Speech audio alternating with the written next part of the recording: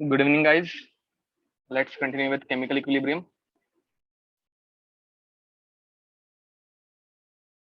Chemical equilibrium. Now, guys, in case of chemical equilibrium, last time we have stopped at characteristics of equilibrium constant, and there is only one parameter which can change equilibrium constant, which can change value of equilibrium constant, and which is temperature. Correct, bol rahe ho? So let's start with factors affecting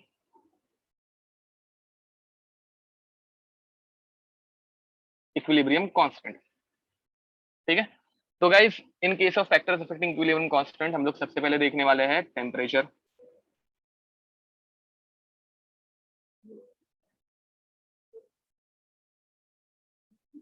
Okay, so for temperature there is a simple equation which we need to remember.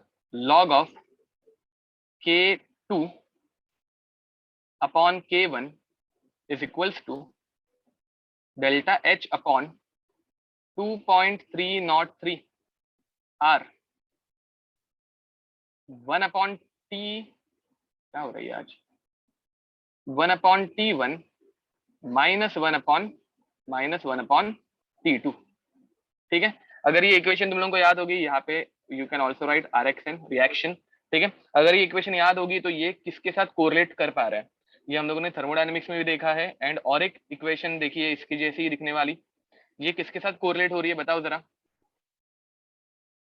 Where K2 is K equilibrium, मतलब equilibrium constant पूरा लिख देता है. Where K2 is equilibrium constant at temperature T2. Arrhenius equation जैसे दिख रही है. Correct बोल रहे हो guys, this is similar to Arrhenius equation. And K1 is equilibrium constant at T1. So guys, this equation is similar to that of Arrhenius equation. ठीक है, T2 is higher temperature. याद रखो गाइस, ये actual में higher temperature नहीं रहता, ये actual में फाइनल टेम्परेचर रहता है.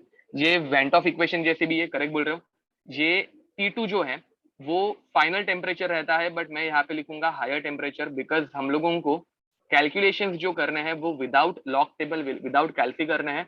तो विदाउट कैल्सी हायर टेम्परेचर अगर लेंगे तो इक्वेशन जो बनती है या फिर जो सोल्यूशन आता है वो इजीली आ जाता है.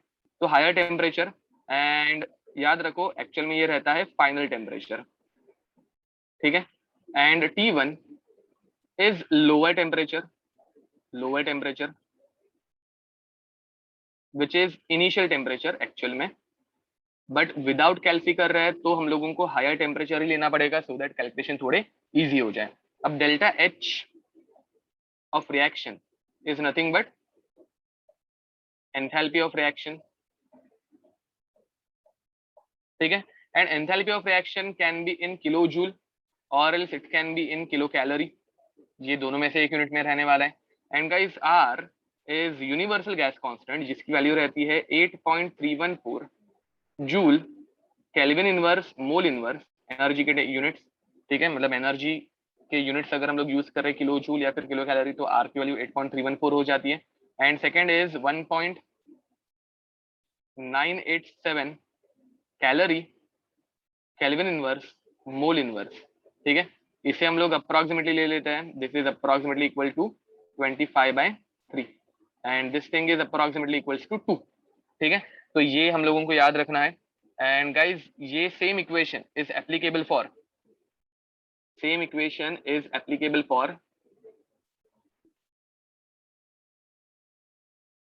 ठीक है, इसके ऊपर आज तक केसी के रिगार्डिंग ही क्वेश्चन आए हैं, but this is also applicable for KP also, this is also applicable for के ऑल्सो, केबी ऑल्सो, के एच ऑल्सो, के आई, के एस पी.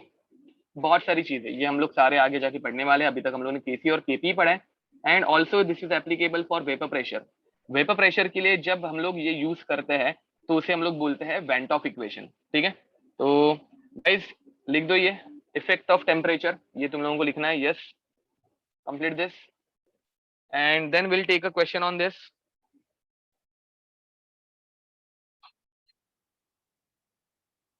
आंसर नेगेटिव आएगा ना तो वो डिपेंड कर रहा है कि इक्विलिब्रियम कांस्टेंट की वैल्यू क्या है. डेल्टा जी की वैल्यू क्या है, आंसर पॉजिटिव आएगा या नेगेटिव आएगा वो बहुत अलग अलग पैरामीटर्स के ऊपर डिपेंड करता है गाइस, तो it's not necessary that it is always negative.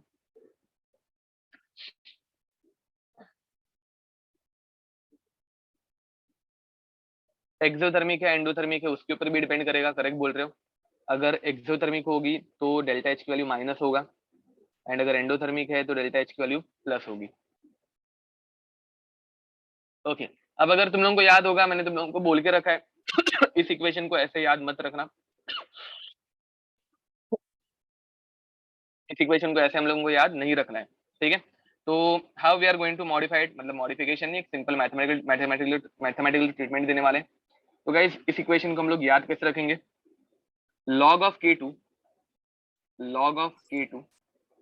upon k1 is equals to delta h of reaction upon 2.303 r upon 2.303 r in bracket t2 minus t1 upon t1 t2, ठीक है।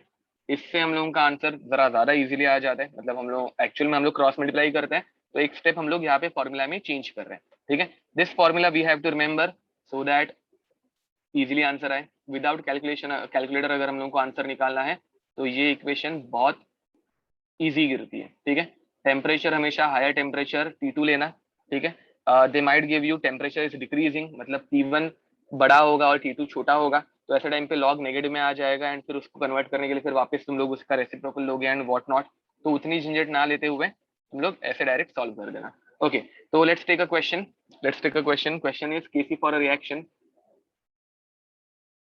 Kc for a reaction at 27 degrees Celsius is 1.4 into 10 raised to minus 5 molar if enthalpy at enthalpy of reaction at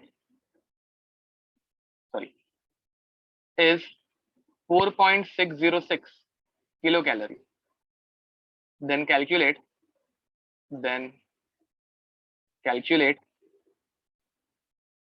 Kc at 127 degree Celsius. अब guys 27 degrees पे मतलब तुम लोगों को T1 जो दिया है इनिशियल टेम्परेचर वो 27 डिग्री सेल्सियस दिया है। अब याद रखो 27 डिग्री सेल्सियस अगर लेके आंसर निकालने जाओगे तो डेफिनेटली आंसर रॉन्ग आने वाला है, ठीक है। तो what we have to do, we have to multiply it by, sorry multiply नहीं, एडिशन इसकी करेंगे हम लोग किसके साथ, तो 273 के साथ, तो we have to convert it into kelvin, तो ये 300 केल्विन हो गया। अब गाइस T2 की वैल्यू कितनी आ जाएगी, T2 is 127 degree Celsius, will add 273 to it and will get 400 kelvin, कोई शक। एंड गाइस तुम लोगों को K1 पहले से देके रखा है, K1 कितना देके रखा है 1.4 into 10 raise to minus 5 molar, ठीक है। And delta H of reaction is given which is 4.606 kilo calorie, तो इसे देख के हम लोग आर क्या लेंगे, आर हम लोग लेंगे 2 कैलोरी पर केल्विन पर मोल, समझ में आ रहा है। अब गाइज ये जो किलो कैलोरी है ऑब्वियसली इसे हम लोगों को किसमें कन्वर्ट करना पड़ेगा, ये किलो कैलोरी पर मोल ही रहता है बाय द वे, तो किलो कैलोरी पर मोल कर दो चाहिए, तो ये एंथैल्पी ऑफ रिएक्शन हमेशा 1 मोल के लिए रहती है, तो इसे हम लोग किसमें कन्वर्ट करेंगे, इसे हम लोग कैलोरीज में कन्वर्ट करेंगे, तो यू विल गेट 4606 कैलोरी पर मोल, ये हो गई एंथैल्पी ऑफ रिएक्शन। अब ये सारी वैल्यूज उठा के तुम लोगों को पुट करनी है हमारे इक्वेशन में। गिवन डेटा कैसे निकाला वो समझ में आ रहा है, एक्चुअल में तुम लोगों को ये विदाउट गिवन डेटा सॉल्व करने आना चाहिए, ठीक है, मतलब ये लिखे बिना तुम लोगों को डायरेक्ट वैल्यूज पुट करने आना चाहिए। तो लॉग ऑफ K2, अब मैं डायरेक्ट वैल्यूज पुट कर रहा हूँ अपॉन K1, तो गाइस K1 हम लोगों को देकर रखा है which is 1.4 into 10 raise to minus 5 which is equals to delta H which is 4606 divided by 2.303 into R which is 2 into T2 minus T1, तो गाइस T2 कितना है 400 है, माइनस T1 कितना है 300 है, अपॉन T1 into T2, तो upon T1 into T2 ये कैसे भी लिखो कुछ फर्क नहीं पड़ता, तो 300 into 400, ठीक है। सो लेट्स सॉल्व इट, तो what you will gate, log of K2 upon 1.4 into 10⁻⁻⁵। Okay, यहाँ पे कैंसिलेशन हो रहा है गाइस। अब ये अच्छे से देखना, यहाँ पे अच्छा खासा कैंसिलेशन होता है। क्या कैंसिलेशन हो रहा है? तो ये वैल्यू कट हो गई किसके साथ? ऊपर वाले के साथ 2303 और ऊपर का 4606। बहुत कॉमन रहता है ये, ऐसा टाइप का क्वेश्चन बहुत कॉमन रहता है। तो डायरेक्ट कैंसिलेशन करके ऊपर आ जाएगा 2000, डायरेक्ट ऊपर आ जाएगा 2000। ठीक है, समझ में आ रहा है ये? एंड बाद में 2 कैंसिल आउट होके यहाँ पे आ जाएगा 1000। तो guys you will get which is equals to 1000 into, अब ये हो गया 100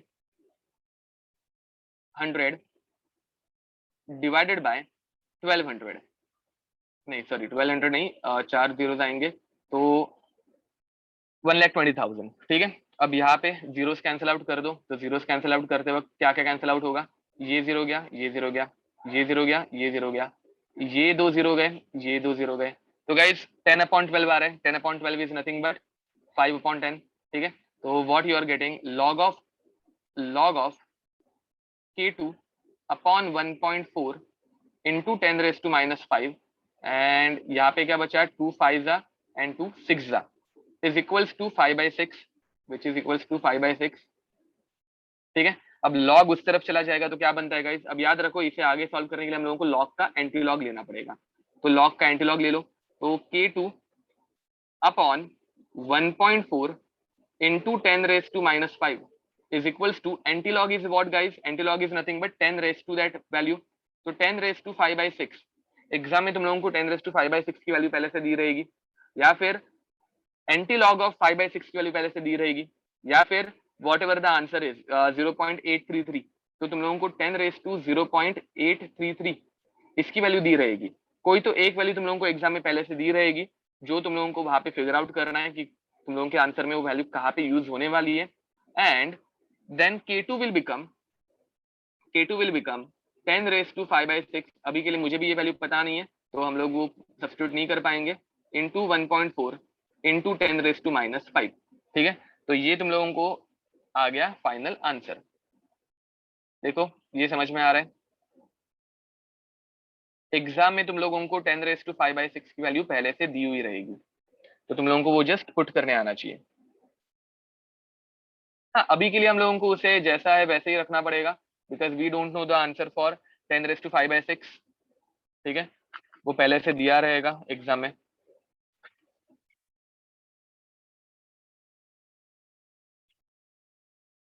we can't solve the powers. NEET में तो ये क्वेश्चन आने से रहा। ठीक है, नीट में अरेनियस इक्वेशन के क्वेश्चन आते हैं जो कि सेम इक्वेशन है, तो नीट में भी ऐसे टाइप के क्वेश्चन आते हैं।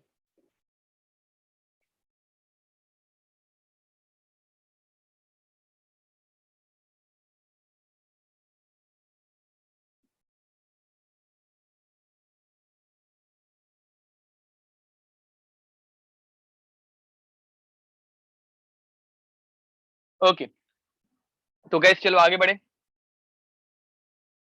Now next is stoichiometry of reaction. Stoichiometry of reaction भी अगर हम लोग चेंज करेंगे तो उसके थ्रू भी इक्विलिब्रियम कांस्टेंट की वैल्यूज चेंज हो सकती है। ठीक है, तो अभी वो हम लोग देखने वाले। फॉर एग्जांपल अगर रिएक्शन को मैंने रिवर्स कर दिया तो क्या होगा, और else if I am multiplying reaction with some coefficient तो क्या होगा, और else if I am adding more than one reaction तो क्या होगा। तो अभी वो हम लोग देखने वाले हैं। ठीक है, तो चलो कंटिन्यू करें।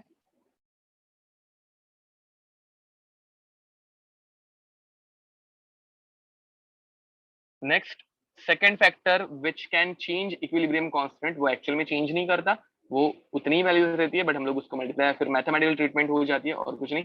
तो second is stoichiometry of reaction. Stoichiometry of reaction. Okay, now guys, in case of stoichiometry of reaction, first type is reversal of reaction. ठीक है, तो let's assume I had A giving me B। इसके लिए equilibrium constant क्या है? इसके लिए equilibrium constant आएगा concentration of product upon concentration of reactant, तो B अपॉन A। अब इसका अगर मैंने रिवर्स कर दिया, B गिविंग यू A, अब गाइस इसमें क्या होगा, इसका K डैश बोल देते हैं, इसका K डैश बोल देते हैं। तो K dash is nothing but क्या हो जाएगा, कॉन्सेंट्रेशन ऑफ प्रोडक्ट मतलब A divided by concentration of reactant मतलब बी। अब गाइस मुझे बताओ इन दोनों में कोरिलेशन क्या आया, के डैश और के में कोरिलेशन क्या आया, इनवर्स हो गया, परफेक्ट बोल रहे हो। तो गाइस रिवर्सल में क्या होता है, inverse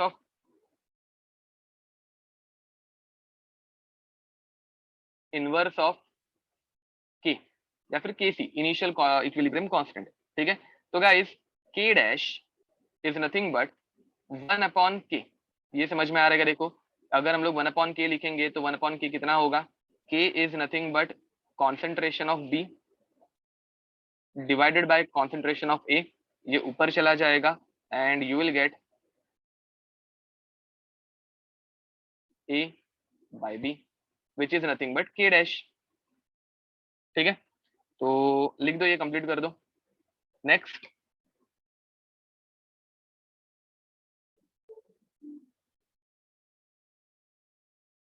multiplication of reaction.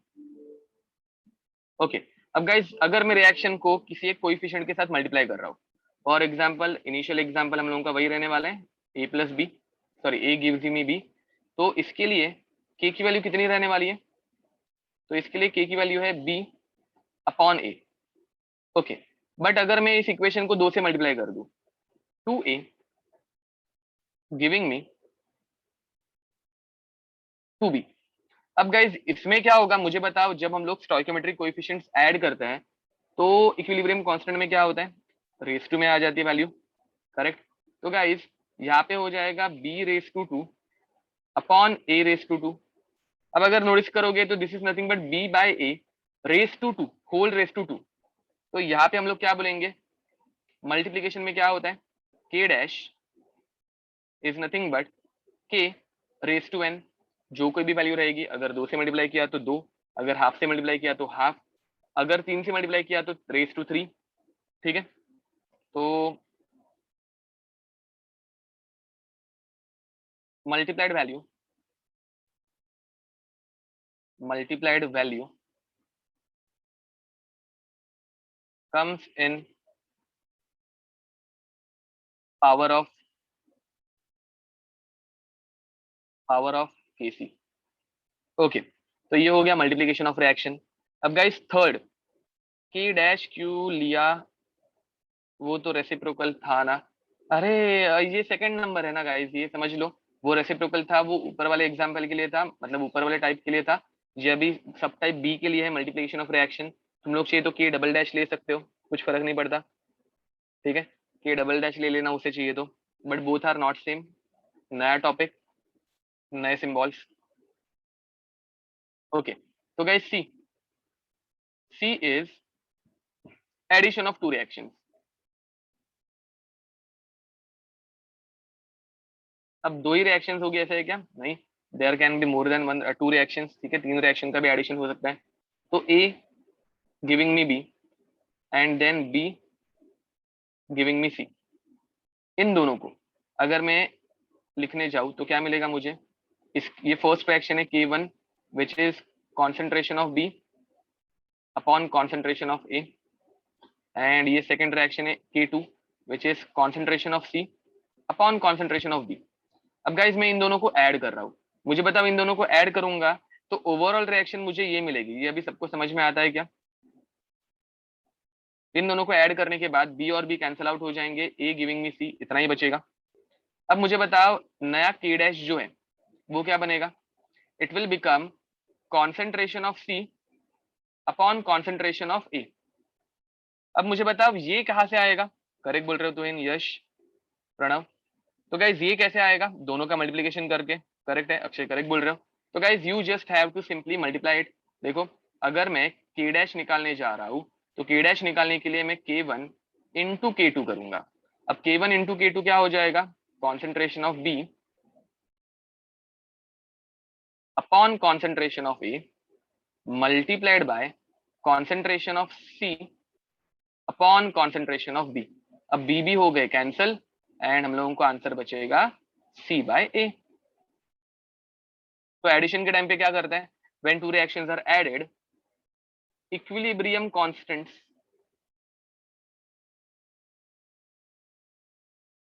Are multiplied. कोई शक? चलो कंप्लीट दिस। अभी तक हम लोगों ने इसके ऊपर न्यूमेरिकल स्टार्ट नहीं किया गाइस। इस टाइप मतलब इस चैप्टर के न्यूमेरिकल्स जो है वो बहुत अच्छे रहते हैं, ठीक है, बहुत अच्छे लेवल के बन सकते हैं।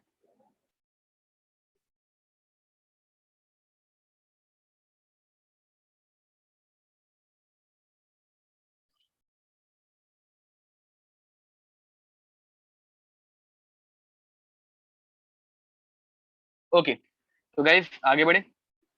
नेक्स्ट इज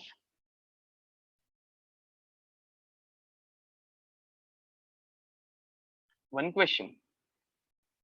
सिंपल क्वेश्चन है, ज्यादा कुछ डिफिकल्ट नहीं है। N2 plus 3H2 giving me 2NH3, ठीक है। This is our first reaction. For this first reaction K1 is given as 400 and second reaction is N2 plus 2H2 giving me N2H4. For this second reaction K2 is given as 25. You need to find for N2H4, you need to find it for N2H4 plus H2 giving you 2NH3. इसके लिए K equilibrium कितना आएगा? चलो right, देखो सोचो क्या करोगे। Third equation बनाने के लिए क्या करेंगे? अक्षय करेक्ट आंसर है। थर्ड इक्वेशन बनाने के लिए what we will do guys, ये थर्मोडायनेमिक्स का ही पार्ट आ गया, दिख रहा है तुम लोगों को? थर्मोडायनेमिक्स में भी हम लोगों ने सेम चीजें की थी। सबसे पहले तो तुम लोगों को N2H4 ढूंढना है।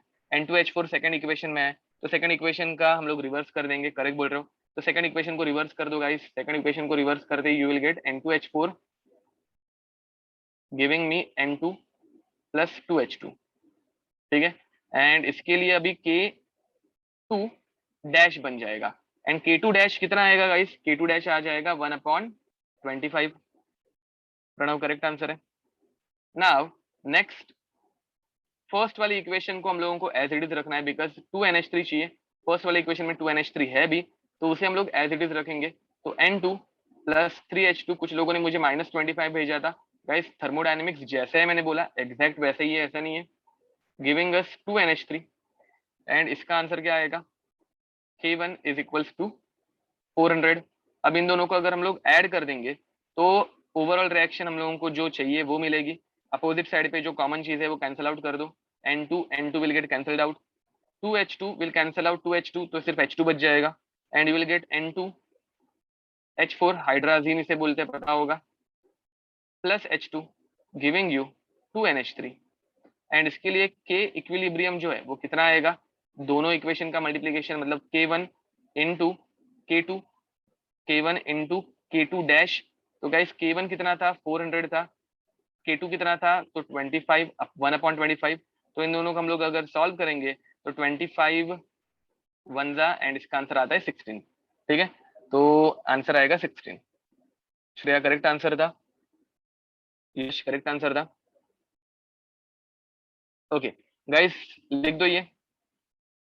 एंड तुम लोगों को होमवर्क के लिए मैं एक क्वेश्चन देने वाला हूँ, खुद से ट्राई कर लेना, जिसमें नंबर्स नहीं रहेंगे, सिर्फ क्वेश्चन रहेगा।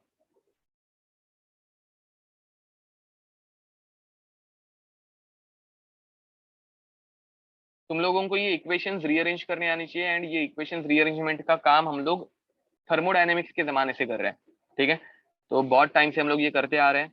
इलेक्ट्रोकेमिस्ट्री में भी हम लोगों ने ये इक्वेशन रीअरेंजमेंट का काम किया था, वहां पे भी उसका प्रिंसिपल थोड़ा सा चेंज हो जाता है।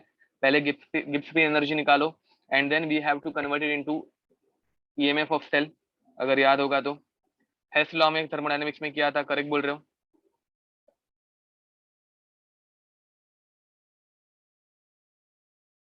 ओके, तो और एक क्वेश्चन लेते हैं गाइस।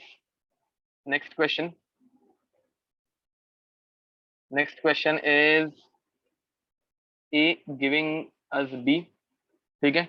इसके लिए K1 है, then 2C giving U D, इसके लिए K2 है, and 3E giving you 2f, इसके लिए k3 है। फर्स्ट तुम लोगों को सॉल्व करना है for 2f giving you 3e। एक काम करो, इसे थोड़ा सा बहुत इजी हो जाएगा। 4f गिविंग यू 6e, अभी भी इजी है, इतना कुछ डिफिकल्ट हुआ नहीं है, ठीक है, थोड़ा सा सिर्फ दिमाग लगाना है। Then second one is 3e plus 2d giving us 2f plus 4c। ये तुम लोगों को सेकंड सॉल्व करना है। एंड थर्ड इज, तो इनकरेक्ट आंसर है फर्स्ट का 3a plus 2c plus 4f giving you 3d plus, okay यहाँ पे मैंने कुछ तो गड़बड़ किया है।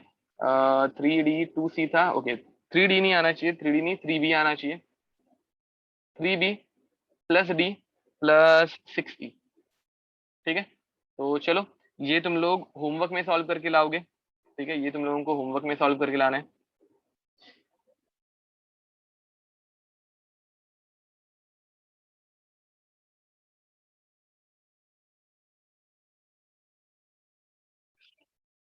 ओके, तो गाइज ये क्वेश्चन लिख दो। एंड प्रणव करेक्ट आंसर है, डेविड करेक्ट। डेविड फर्स्ट वाले में आपने कुछ तो मिस्टेक किया, देखो, तो इन करेक्ट आंसर है, सेकंड का भी निहारी का करेक्ट आंसर है, वेरी नाइस। तो चलो गाइज आगे बढ़े, क्वेश्चन लिख के हो गया है सबका।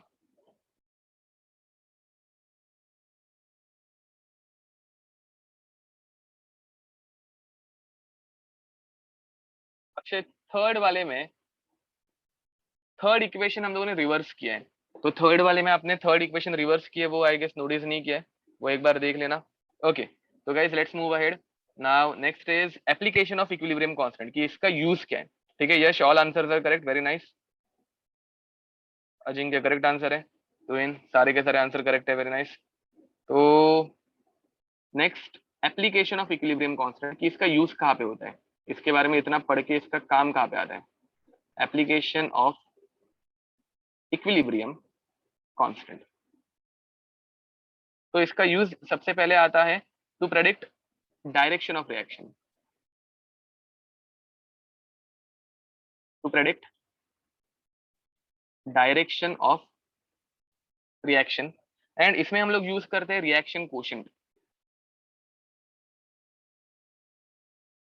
तुम लोगों ने इक्विलिब्रियम कांस्टेंट भी बहुत बार पढ़ा है एंड रिएक्शन कोशेंट भी बहुत बार पढ़ा है, बट एक्चुअल में इस चैप्टर में वो पढ़ा जाता है, ठीक है। अब रिएक्शन कोशेंट क्या रहता है guys, reaction quotient is Q, ठीक है। तो देखो, अगर मेरे पास कोई एक रिएक्शन है ए गिविंग मी बी, ठीक है, तो इसके लिए मैं केसी कैसे लिखूंगा, इसके लिए मैं केसी कैसे लिखूंगा, concentration of B upon concentration of A. इसके लिए मैं क्यूसी कैसे लिखूंगा, reaction quotient for concentration in terms of concentration, वो कैसे लिखेंगे, concentration of B upon concentration of A. Now, how we can write down its Kp? Kp is partial pressure of B at equilibrium, partial pressure of A at equilibrium. How can we write Qp? Partial pressure of B upon partial pressure of A. तो guys दोनों की equation तो same बनती है, तो दोनों में कुछ डिफरेंस है क्या, मुझे बताओ। दोनों की अगर इक्वेशन सेम बन रही है तो दोनों के अंदर कुछ डिफरेंस होगा क्या, के इक्विलिब्रियम और क्यू, इनके बीच में कुछ डिफरेंस होगा क्या, तो डेफिनेटली कुछ ना कुछ डिफरेंस होगा, नहीं तो दोनों को अलग अलग नहीं पढ़ते हम लोग, ठीक है। तो गाइज यप, के equilibrium is applicable only at equilibrium, ठीक है, applicable at equilibrium.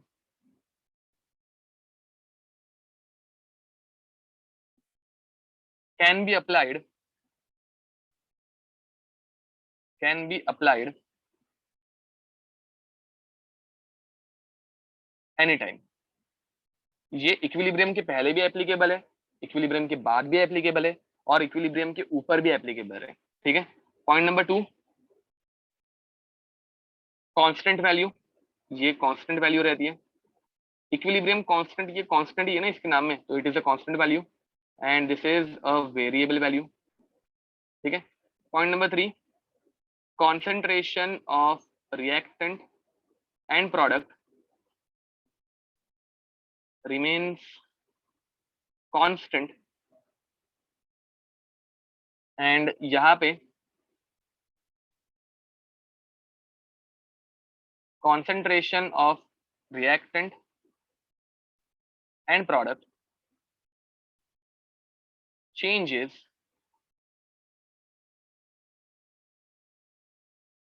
with time.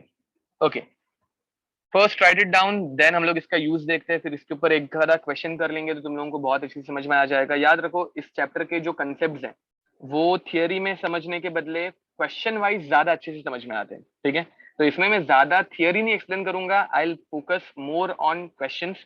ठीक है, जितने हम लोग क्वेश्चंस करेंगे उतना तुम लोगों का उतने तुम लोगों के कंसेप्ट अच्छे से हो जाएंगे।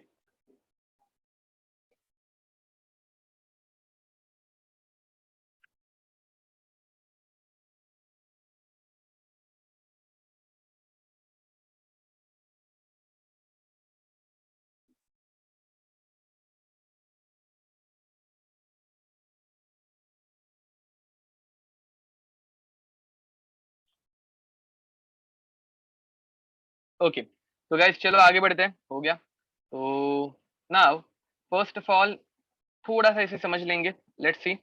ये पूरी एक रिएक्शन हो रही है, ये पूरी एक रिएक्शन हो रही है। ठीक है, एंड तुम लोगों का यहाँ पे है equilibrium, at this point equilibrium is there. ठीक है, अब मुझे बताओ, अगर मेरा Q के इक्विलिब्रियम से छोटा है, अगर मेरा Q के इक्विलिब्रियम से छोटा है तो वो इक्विलिब्रियम की तरफ भागेगा, करेक्ट और रॉन्ग? ये देख लो जरा, अगर मेरा Q के इक्विलिब्रियम से पहले आ रहा है मतलब उससे छोटा है तो it will run towards equilibrium. तो मुझे बताओ रिएक्शन फॉरवर्ड में जाएगी या बैकवर्ड में? It will run towards equilibrium, जहां पे सबसे ज्यादा स्टेबिलिटी है, तो reaction will move towards forward direction, correct बोल रहे हो। एंड उसी बदले अगर मेरा Q के इक्विलिब्रियम से बड़ा हो गया, आगे चला गया, तो मुझे बताओ रिएक्शन किस तरफ भागेगी? बैकवर्ड की तरफ भागेगी, करेक्ट बोल रहे हो। समझ में आ रहा है? एंड अगर मेरा Q के इक्विलिब्रियम की तरफ ही है तो ये कहाँ पे भागेगा? आगे भागेगा या पीछे भागेगा? Correct, it will run in both directions at equal rate because वो इक्विलिब्रियम पे पहुंच गया है। ठीक है, तो गाइस इसमें तुम लोगों को तीन सिनेरियोज आते हैं। पहले तो के इक्विलिब्रियम और Q, इसमें के इक्विलिब्रियम बड़ा है तो in this case reaction moves in forward direction. अगर Q के इक्विलिब्रियम से बड़ा हो गया तो बहुत आगे चला गया तो उसको वापस पीछे आना पड़ेगा, तो it shifts in backward direction. And अगर Q और K इक्विलिब्रियम दोनों एग्जैक्टली इक्वल हो गए तो रिएक्शन इज एट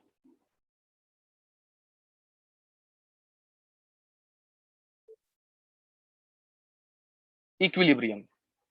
ठीक है, तो गाइस राइट इट डाउन।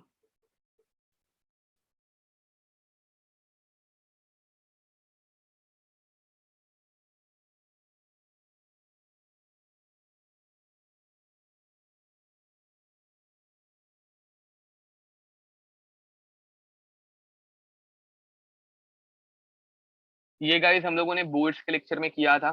ठीक है, बोर्ड्स के लेक्चर जिन्होंने अटेंड किए हैं बोर्ड्स में भी ये सारा पार्ट आता है। ओके, तो बट बोर्ड्स के लेक्चर में हम लोगों ने क्वेश्चंस नहीं किए थे जो अभी हम लोग यहाँ पे करने वाले हैं। ठीक है, तो बोर्ड्स में सिर्फ थियरी रहती है इसलिए क्वेश्चन नहीं हुए थे, एंड अब यहाँ पे हम लोग क्वेश्चन भी करने वाले हैं। तो let's take a question. Our question is 2a plus, okay, 2a gas giving you b gas plus c gas. Kc for this equation is 100. Okay, now above reaction started, above reaction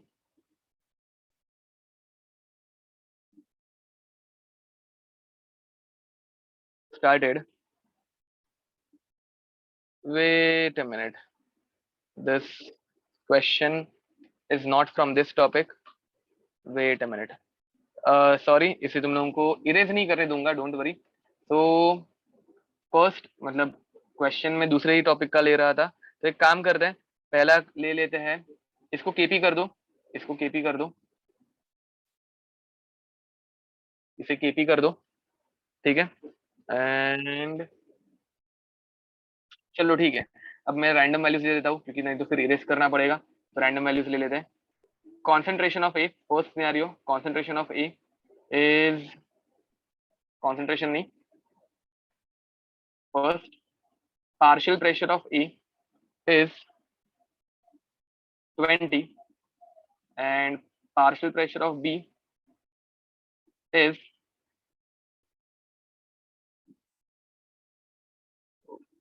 partial pressure of B is 2 and partial pressure of C is 2. Now we have to predict in which direction it is moving. ये first question हो गया. Second question, partial pressure of A is 10, partial pressure of B is 2 and partial pressure of C is 1. अभी भी तुम लोगों को वही predict करना है कि ये रिएक्शन कौन सी डायरेक्शन में मूव कर रही है. And third is partial pressure of A is 20. चलो एक काम करते हैं, इजी ले लेते हैं. 10 partial pressure of B is 1, partial pressure of C is 1. Predict in which direction these reactions are moving. ठीक है. तो गाइस तुम लोगों को और कुछ नहीं करना है, तुम लोगों को केपी पहले से देख रखा है, तुम लोगों को निकालना है क्यूपी. क्या निकालोगे? क्यूपी. अब क्यूपी का फॉर्मूला चेंज होगा क्या? बिल्कुल नहीं होगा. अरे यार, हाँ सॉरी गाइस,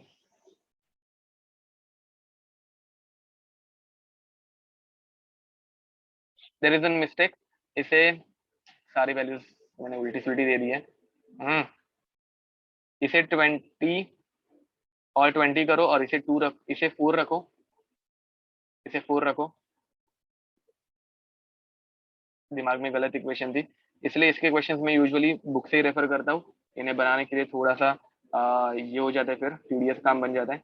तो इसे 20 करो एंड इसे 10 रखो एंड इन दोनों को 10 एंड 100 करो एंड इसे 5 करो. Make this 5. ओके, सॉरी, तुम लोगों को बहुत सारे चेंजेस करने पड़े. हाँ, तो गाइज अब इसमें तुम लोगों को क्या करना रहता है, इसमें तुम लोगों को क्यूपी फाइंड आउट करना रहता है. अब क्यूपी की इक्वेशन क्या आएगी? क्यूपी की इक्वेशन आएगी concentration of B into concentration of A upon concentration of A the whole square. ठीक है, मेक इट 2. ओके, तो गाइज अब यहाँ पे कैसे होगा? कॉन्सेंट्रेशन ऑफ बी कितना दिया है? कॉन्सेंट्रेशन ऑफ बी दिया है 20, मतलब कॉन्सेंट्रेशन नहीं, प्रेशर आना चाहिए था. एक क्वेश्चन गलत चला जाए तो ऐसे ही होता है. तो partial pressure of B into partial pressure of C upon partial pressure of A the whole square and please make it 2. Please make it 2. Okay, तो guys अब यहाँ पे क्या होगा? फर्स्ट वाले में ये 20 into 20 डिवाइडेड बाय 2 का स्क्वायर, डिवाइडेड बाय 2 का स्क्वायर मतलब 4 हो जाएगा. तो 400 अपॉन 4, आंसर विल बिकम 100. अब गाइज ये किसके इक्वल हो गया? QP is equals to KC. अब दोनों जब इक्वल रहते हैं तो रिएक्शन इज एट इक्विलिब्रियम. ठीक है, अब ये फर्स्ट वाले का हो गया. अब सेकंड वाले का निकालो. सेकंड वाले में तुम लोग भी डायरेक्ट वैल्यूज निकाल सकते, रख सकते हो. QP is equals to PB into PC, मतलब क्या हो जाएगा? 20 इंटू 1 डिवाइडेड बाय 10. तो इसका आंसर कितना हो जाएगा? डिवाइडेड बाय 10 का स्क्वायर. ओके, 10 का स्क्वायर. तो इसका आंसर कितना हो जाएगा गाइस? ये हो जाएगा 20 बाय 100 विच इज 0.2. अब मुझे बताओ, यहाँ पे फॉरवर्ड में जा रहा है, करेक्ट बोल रहे हो. तो गाइस यहाँ पे QP is less then KC, मतलब ये KC की तरफ भागेगा, मतलब ये ओके हाँ सॉरी, ये KP है, KC नहीं है, KP है. अब ये KP की तरफ भागेगा तो it is moving in forward direction, it is moving in forward direction. And guys similarly तुम लोगों को थर्ड फॉलो करना है. तो थर्ड वाला हम लोग जब फॉलो करेंगे तो क्या होगा? Third one, QP is equals to 10 into 100 divided by 5 का स्क्वायर, 5 का स्क्वायर मतलब 25, तो 1000 डिवाइडेड बाय 25, तो इसका आंसर आ रहा है 40। ठीक है, तो 40 मतलब again QP is less then KP, तो it will move in backward direction. बस दैट्स इट। ठीक है, तो सॉरी बैकवर्ड नहीं, it will move in forward direction. Actually मुझे क्वेश्चन ऐसे बनाना था कि हर एक टाइप का कवर हो जाए, बट नहीं हो पा रहा है। वाई स्क्वायर इन डिनोमिनेटर, अरे बिकॉज यहाँ पे देखो इस इक्वेशन में 2a है, तो 2a मतलब a का स्क्वायर होगा। इस इक्वेशन में 2a है तो a का स्क्वायर होगा। ठीक है, तो राइट इट डाउन गाइस, लिख दो इसे। क्वेश्चन जैसे चाहिए था वैसे नहीं बन पाया।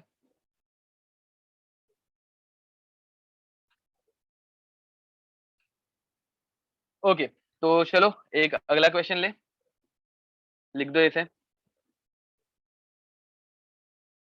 याद रखो यहाँ पे हम लोगों को सिर्फ इक्विलिब्रियम कांस्टेंट लिखने आना चाहिए, वो कैसे आता है, या फिर रिएक्शन कोशेंट लिखने आना चाहिए, and then we have to put the values. Okay, जिन लोगों का क्वेश्चन लिखना बाकी है write it down.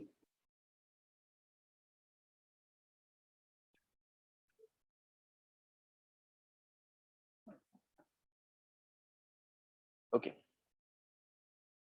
Now guys next is a interesting question, तो क्वेश्चन ले लो। क्वेश्चन इज,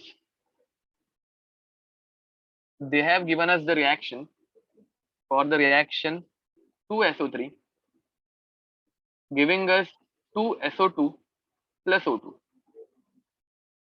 Kc is 0.75, ठीक है, Kc is 0.75।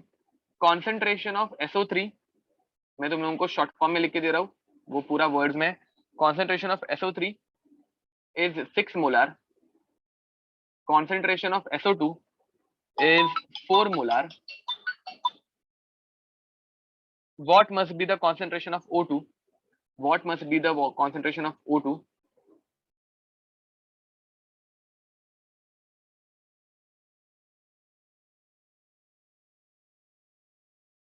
So that reaction moves, so that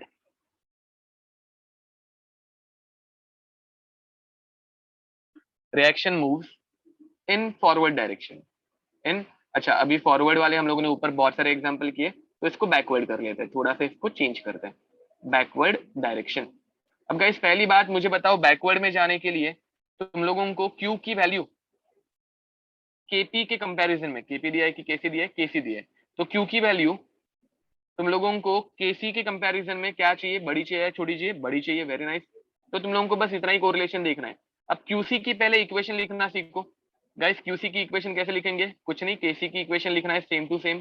तो क्या दी हम लोगों को इक्वेशन, SO2 टू टाइम्स है, तो SO2 का square into, Pranav correct answer है, O2 डिवाइडेड बाय, यहाँ पे 2 टाइम्स SO3 है तो SO3 का भी हो जाएगा स्क्वायर। बस अभी हम लोगों को यहाँ पे वैल्यूज पुट करनी है। तो गाइज SO2 की वैल्यू हम लोगों को देके रखी है 4, तो 4 का स्क्वायर मल्टीप्लाइड बाय O2 का ही हम लोगों को कॉन्सेंट्रेशन पूछा है, तो O2 का concentration divided by SO3 which is 6 का square which should be greater than 0.75। And ये अगर तुम लोगों ने सॉल्व कर लिया तो you will get your answer. तो यहाँ पे क्या हो जाएगा, 16 multiplied by concentration of O2 divided by 36। अब ये क्या हो जाएगा, 16 4 4 जा 16, 4 9 जा 36 विच इज ग्रेटर देन 0.75। तो 0.75 तो ये उधर क्रॉस मल्टीप्लाई होगा, ऑब्वियस है। तो गाइज O2 का concentration it should be greater than 0.75 को याद रखना, 3/4 लिखने की आदत डाल दो, it becomes much more easier. Multiplied by यहाँ पे वो इजी नहीं हो पाया अनफॉर्चुनेटली, 9/4। तो O2 should be O2 should be greater than 27/16, ठीक है, O2 should be greater than 27/16 which comes around approximately, किसी ने तो पहले से आंसर दे के रखा है, 1.68 मोलार। ठीक है, तो बस इतना ही है, नथिंग एल्स। तो गाइस देखो, पहली बात तुम लोगों को ये और इंटरेस्टिंग करके देंगे ऐसे नंबर लाइन में डाल के। ठीक है, अब नंबर लाइन में they might give you that over here concentration is 1.68 molar. तो 1.68 मोलार पे क्या होगा, यहाँ पे होगा इक्विलिब्रियम, यहाँ पे होगा इक्विलिब्रियम। अगर कॉन्सेंट्रेशन ग्रेटर देन, अगर कॉन्सेंट्रेशन ग्रेटर देन, ये अभी तुम लोगों को कंफ्यूजिंग हो सकता है, ग्रेटर देन 1.68 हुआ तो मुझे बताओ रिएक्शन कौन से डायरेक्शन में मूव हो रही है। अगर कॉन्सेंट्रेशन ग्रेटर देन 1.68 हुआ तो रिएक्शन कौन से डायरेक्शन में मूव कर रही है, तो ऐसे टाइम पे रिएक्शन बैकवर्ड डायरेक्शन में मूव कर रही है। करेक्ट बोल रहे हो, तो reaction is moving in backward direction, perfect. And अगर कॉन्सेंट्रेशन लेस देन हुआ तो कहाँ पे मूव करेगी,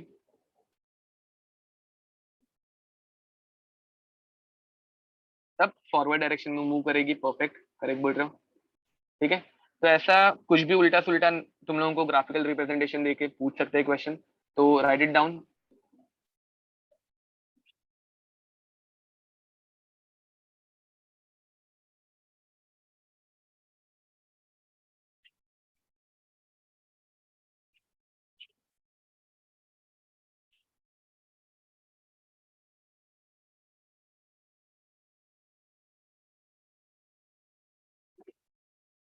जब बहुत दिन के बाद अभी फिजिकल केमिस्ट्री के क्वेश्चंस हो रहे हैं ना, नहीं तो इतने दिनों से हम लोग सिर्फ थियरी पढ़ रहे थे। आई गेस 2.5 मंथ्स लगे रहेंगे हम लोगों को इनऑर्गेनिक के लिए, 2.5 मंथ्स तो आराम से लगे रहेंगे।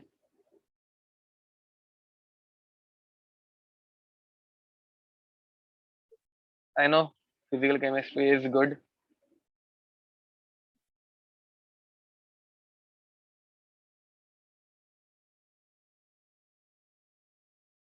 1.5 महीना, 1.5, अरे हम लोग कोऑर्डिनेशन की बात से इनऑर्गेनिक केमिस्ट्री पढ़ रहे हैं, कोऑर्डिनेशन को मत भूलना। 1.5 मंथ तो बहुत कम हो गया रहेगा, इतना नहीं, 2.5 तो लगे ही रहेंगे। Physical is better than inorganic, but remember this: inorganic is a scoring subject.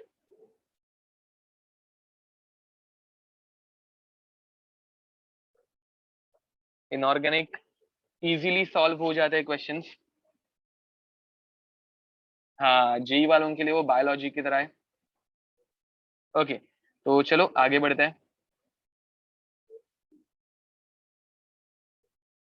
इसके लिए गाइस और 8 लेक्चर लगने वाले हैं। ठीक है, टोटल 10 लेक्चर समझ लो। ओके, तो next second application is prediction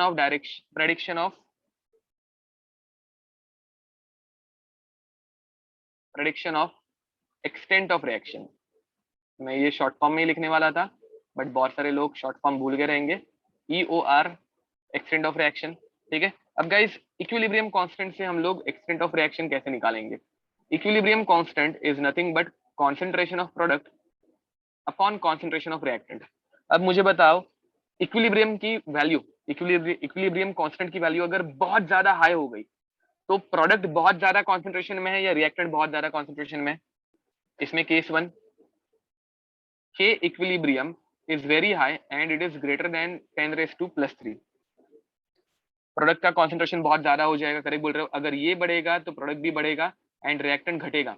तो मुझे बताओ, प्रोडक्ट बहुत ज्यादा बन रहा है तो रिएक्शन ऑलमोस्ट कंप्लीट हो रही है या ऑलमोस्ट फिनिश हो रही है, या ऑलमोस्ट स्टार्ट हो रही है, कंप्लीट। तो reaction goes for completion, reaction goes for completion. ठीक है, इसमें 99% तो रिएक्शन हो ही जाती है। ठीक है, 99% तो आराम से रिएक्शन हो जाती है यहाँ पे। अब गाइस नेक्स्ट सेकंड, ये लिखने के बाद थोड़ा एक छोटा सा ब्रेक लेंगे, छोटा सा मतलब 1-2 मिनट का, तब तक तुम लोग लिख देना अभी। तो K equilibrium is less than 10 raise to minus 3। Guys 10 raise to minus 3 से अगर कम होगा तो रिएक्टेंट बहुत ज्यादा है या प्रोडक्ट बहुत ज्यादा, रिएक्टेंट बहुत ज्यादा है, प्रोडक्ट बहुत ज्यादा। तो डेफिनेटली अगर प्रोडक्ट का 1 मोल है तो रिएक्टेंट के 1000 मोल है, ये समझ में आ रहेगा। देखो 10 raise to minus 3 is nothing but 1/1000। मतलब प्रोडक्ट का अगर 1 मोल है तो रिएक्टेंट के 1000 मोल से इक्विलिब्रियम पे। मुझे बताओ प्रोडक्ट बन भी रहा है क्या? 1000 के सामने 1, कुछ बचा क्या? मतलब कुछ हो रही है क्या रिएक्शन?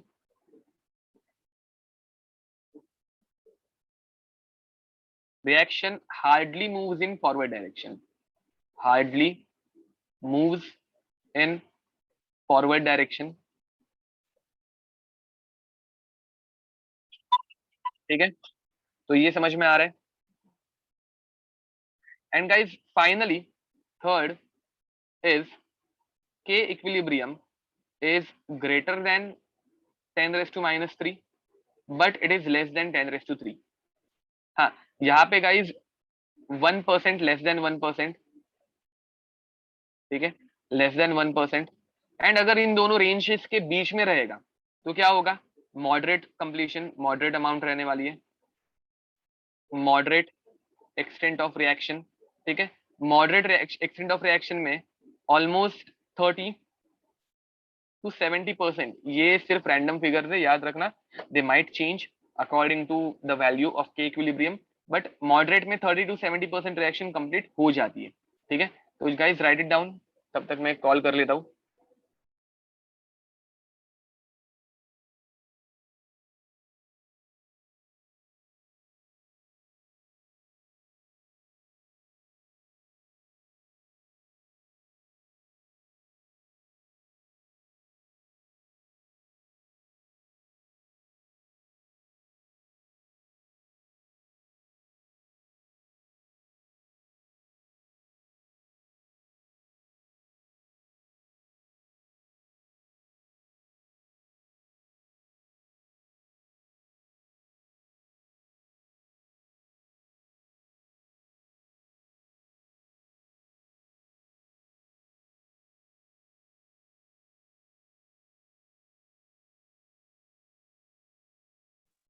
चलो गाइस, हो गया, हो गया लिख के। चलो, तो now last application which is the most important one, last application which is the most important one, third, very very important. ठीक है, इसके ऊपर ही मेजर क्वेश्चंस आते हैं। ठीक है, तो last one is calculation of, calculation of equilibrium concentration. ठीक है, तो इक्विलिब्रियम कॉन्सेंट्रेशन का कैलकुलेशन वो हम लोगों को भी देखना है। तो अब इसमें डायरेक्ट क्वेश्चन, ठीक है, मतलब इससे हम लोग क्या निकालने वाले कि इक्विलिब्रियम पे कितना कॉन्सेंट्रेशन है। अब गाइस क्वेश्चन करने से पहले सबसे पहले देखो इस क्वेश्चन में क्या क्या दिया होगा। तुम लोगों को ये एक रैंडम रिएक्शन दी रहेगी, A gas giving you B gas plus C gas. उसके लिए तुम लोगों को केसी पहले से दिया रहेगा। ठीक है, इनिशियल कॉन्सेंट्रेशन किसी एक चीज का दिया होगा। फॉर एग्जाम्पल समझ लो कि इसका कुछ एक कॉन्सेंट्रेशन देकर रखा है।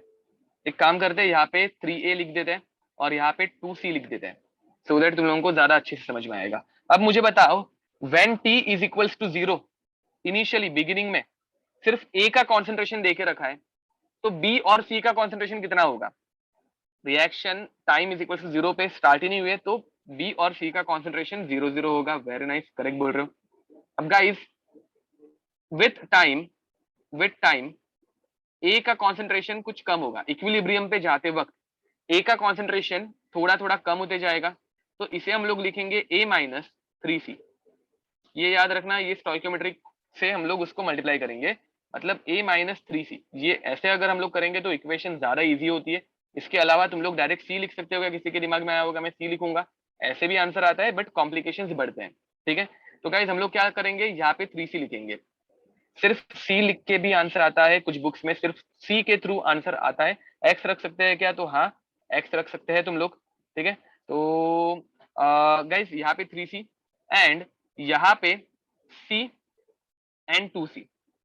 ये समझ में आ रहा है क्या? देखो ये समझ में आया। ठीक है, अच्छा एक्स, एक्स मोल के लिए रहता है गाइस। हम लोग यहाँ पे कॉन्सेंट्रेशन यूज कर रहे हैं, मोल कंसेप्ट में हम लोग एक्स यूज कर देते हैं। तो वो मोल्स रहते थे, इसलिए हम लोग एक्स यूज करते थे, बट यहाँ पे हम लोग सी लिख रहे हैं, कॉन्सेंट्रेशन।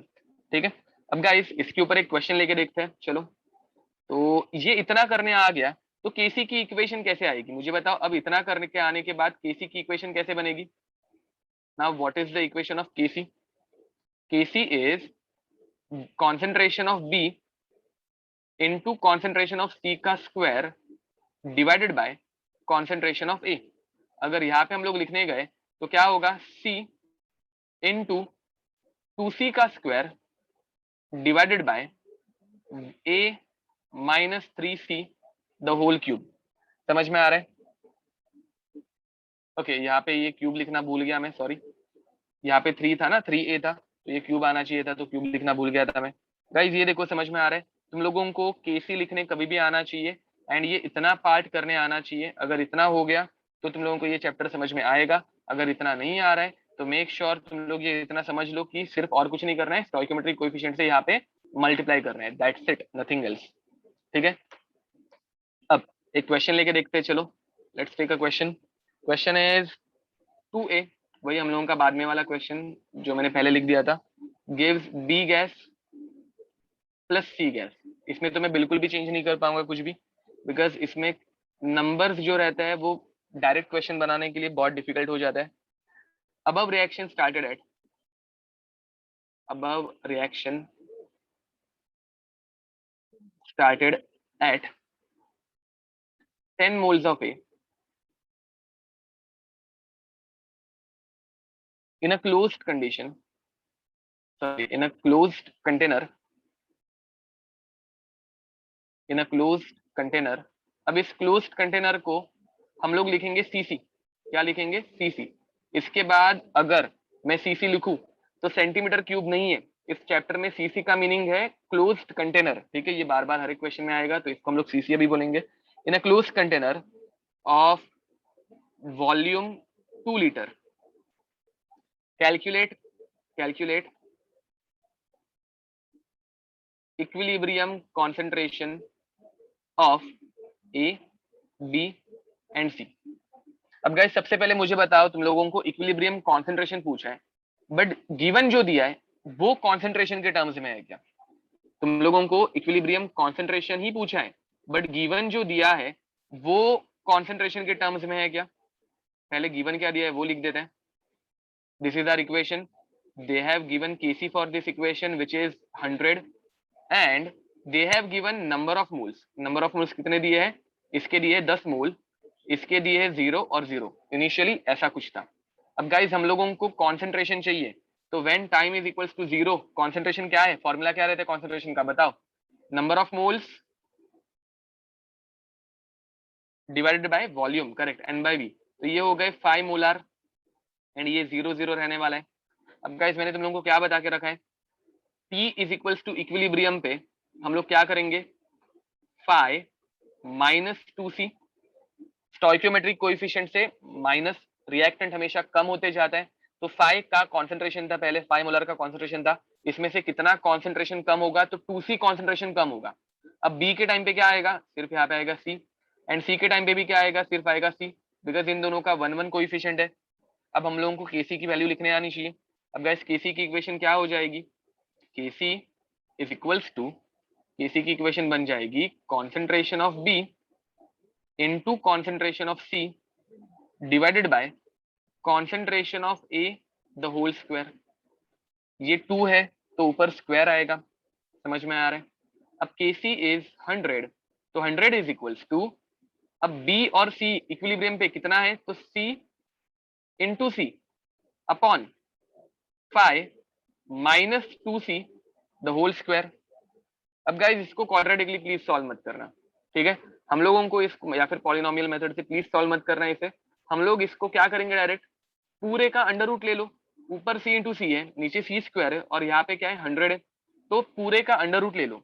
ऑप्शन डालेंगे तो और इजीली आंसर आ जाएगा एक्चुअली, बट इसको डायरेक्ट अंडर रूट में ले लो, तो यहाँ पे आ जाएगा 10 विच इज इक्वल्स टू, अब यहाँ पे C का स्क्वायर मतलब C बच जाएगा, डिवाइडेड बाय 5 माइनस 2C।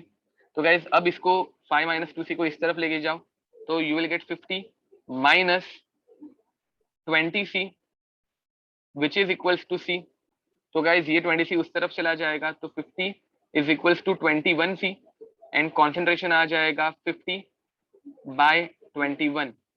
ये हो गया तुम लोगों का कॉन्सेंट्रेशन। आ गया क्या आंसर? मुझे बताओ आंसर आ गया क्या?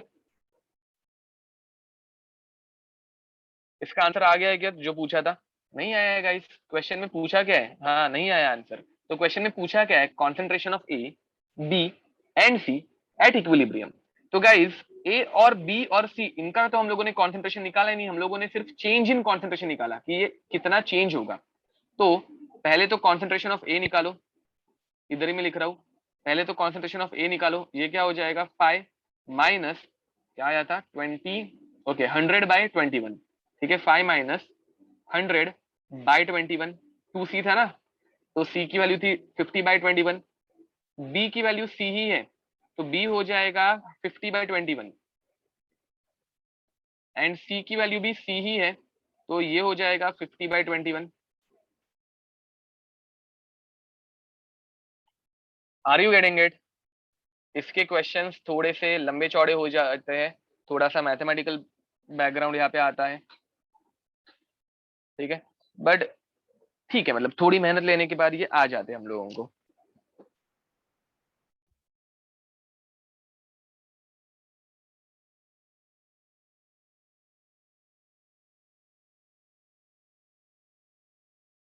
Okay guys, done. लिखे हो गया।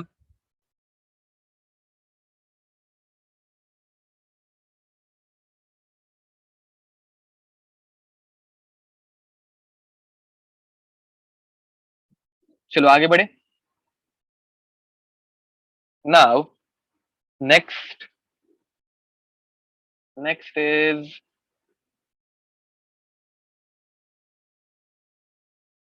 नेक्स्ट क्वेश्चन इज चलो एक डिफिकल्ट क्वेश्चन ले लेते हैं, इजी क्वेश्चन नहीं लेते हैं, एक डिफिकल्ट क्वेश्चन ले लेते हैं। Question is at 700 kelvin Kp for reaction.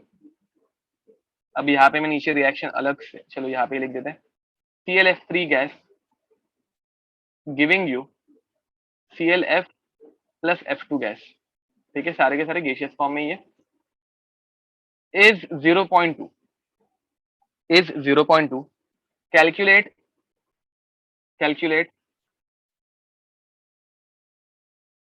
Equilibrium partial pressure, PP मतलब partial pressure of each gas if only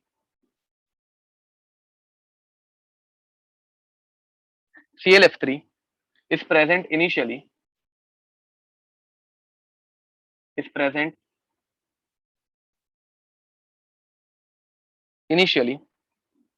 at a partial pressure of 0.15 atmosphere. ठीक है, तो guys this is the question and अब ये हम लोगों को सॉल्व करना है। अगेन जो भी डेटा दिया है वो पहले लिख दो। तो इक्वेशन क्या दी है? इक्वेशन दी है ClF3 giving us ClF plus F2। ठीक है, सारे के सारे गैसियस फॉर्म में। अच्छा ये क्वेश्चन तुम लोगों को खुद से कर रहे हैं, चलो ठीक है, ट्राई इट, ये ट्राई करो खुद से जरा।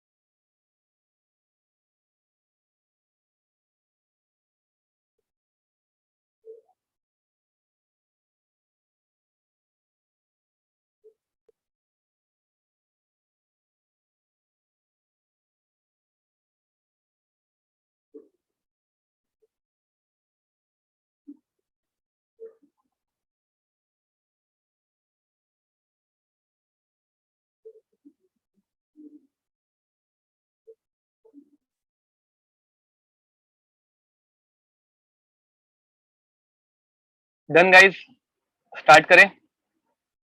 Shall I start? चलो, तो नाउ ओवर हियर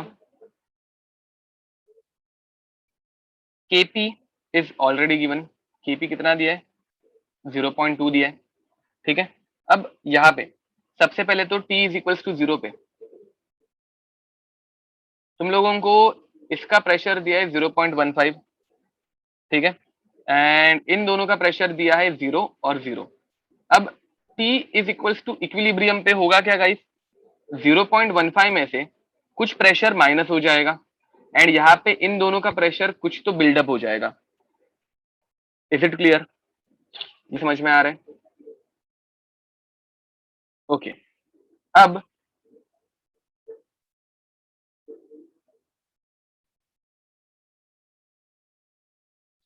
यहाँ पे 15 माइनस 2C नहीं आएगा गाइज, यहाँ पे 15 माइनस 2C नहीं आएगा। Pranav, your answer is correct I guess. Ajinkya, Tuhin, Ajinkya का भी आंसर करेक्ट है। अजिंक्य और प्रणव का आंसर मैच हो रहा है।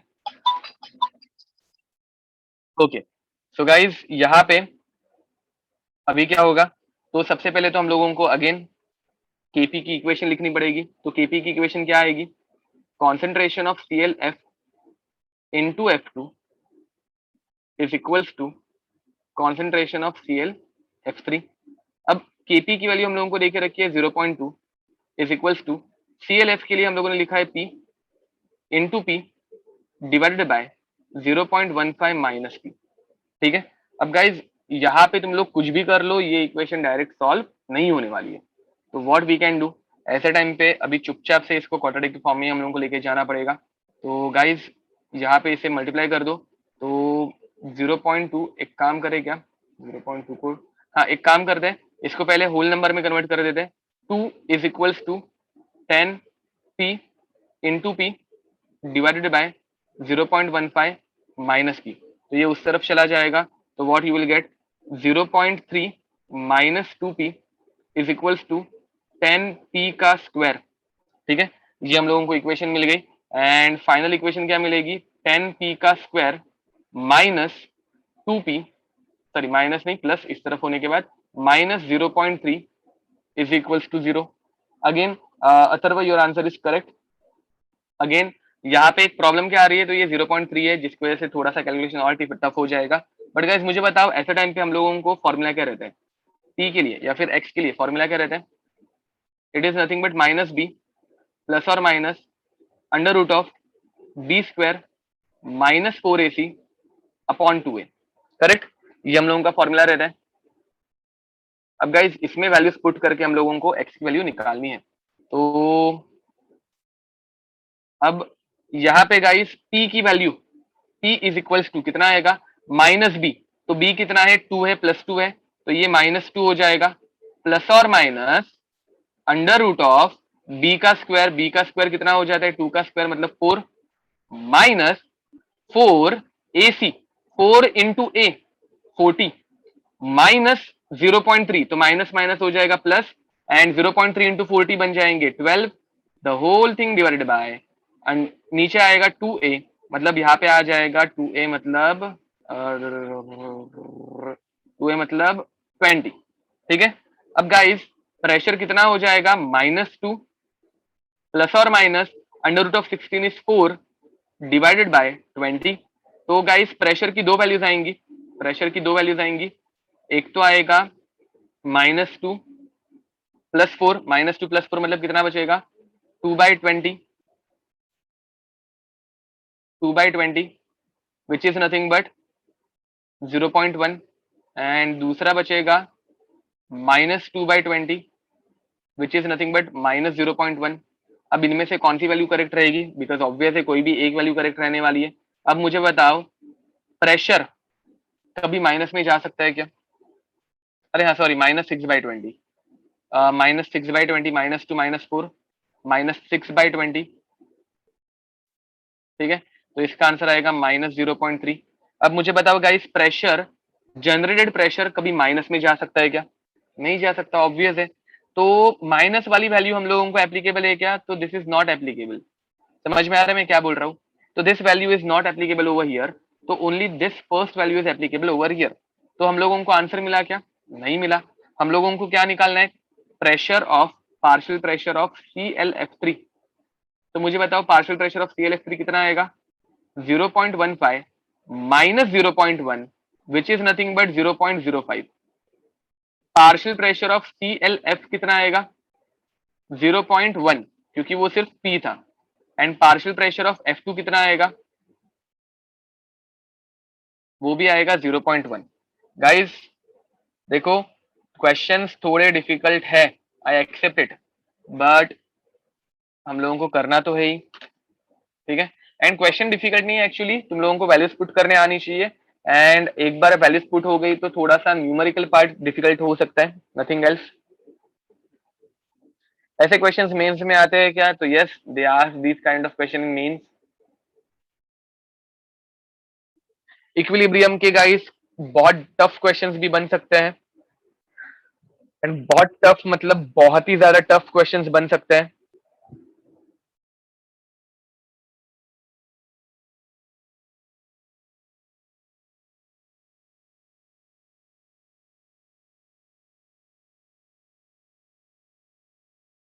यस प्रणव, बहुत डिफिकल्ट है। आयनिक आयनिक की तो अरे बाप रे, वो जब टाइट्रेशन आ जाता है ना, तो आधे से ज्यादा बच्चे तो गड़बड़ करके आते ही है। और सबसे कॉमन गड़बड़ रहती है, हम लोग वॉल्यूम में गड़बड़ करते हैं कि जो बेस ऐड किया उसका वॉल्यूम ऐड ही नहीं करते हैं, तो जिसकी वजह से वो मतलब पीएच तो गड़बड़ा ही जाता है उधर, हमेशा होता है ये। एडवांस में कैसे आते हैं?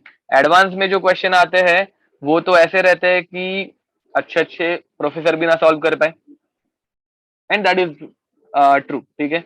मतलब वो होता ही है एडवांस के आयनिक इक्विलिब्रियम या फिर केमिकल इक्विलिब्रियम के क्वेश्चंस ऐसे रहते हैं जो कि बहुत बार क्वेश्चन प्रोफेसर्स भी सॉल्व नहीं कर पाते, टीचर्स भी सॉल्व नहीं कर पाते हैं, ऐसे ही रहते हैं। यप, दैट इंक्लूड्स इवन मी, ठीक है। कोई ना कोई ऐसा क्वेश्चन रहता ही है एडवांस में इक्विलिब्रियम का जो कि एकदम ही भयंकर टाइप का आ सकता है। डिपेंड्स, हाँ, मतलब हमेशा नहीं, हमेशा नहीं, ठीक है, हमेशा ऐसा नहीं होता, बट एक आध बार तो आता ही है। ओके, तो guys next is determination of equilibrium constant. Determination of equilibrium constant. Okay, तो how to deal with that then? कुछ नहीं, स्किप करके आ जाओ, उसे सॉल्व नहीं करने का मतलब वहां पे उस क्वेश्चन के ऊपर बहुत ज्यादा टाइम वेस्ट करने के बदले, बर्बाद करने के बदले, it is better to skip that question, that's it. Okay, तो determination of equilibrium constant, equilibrium constant का डिटर्मिनेशन गाइस बहुत इजी है। इसमें क्या है, सिर्फ वैल्यूज जो दी रहेंगी वो पुट करनी है, ठीक है। तो let's start with the question. Question से हम लोग डायरेक्ट स्टार्ट करते हैं। Determine equilibrium constant, determine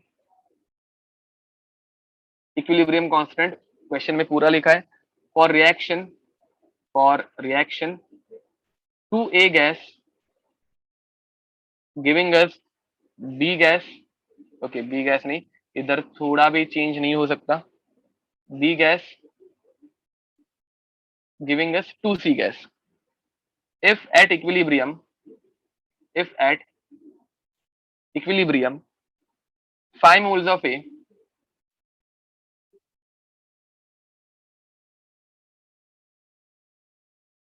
2 moles of B and 10 moles of C are present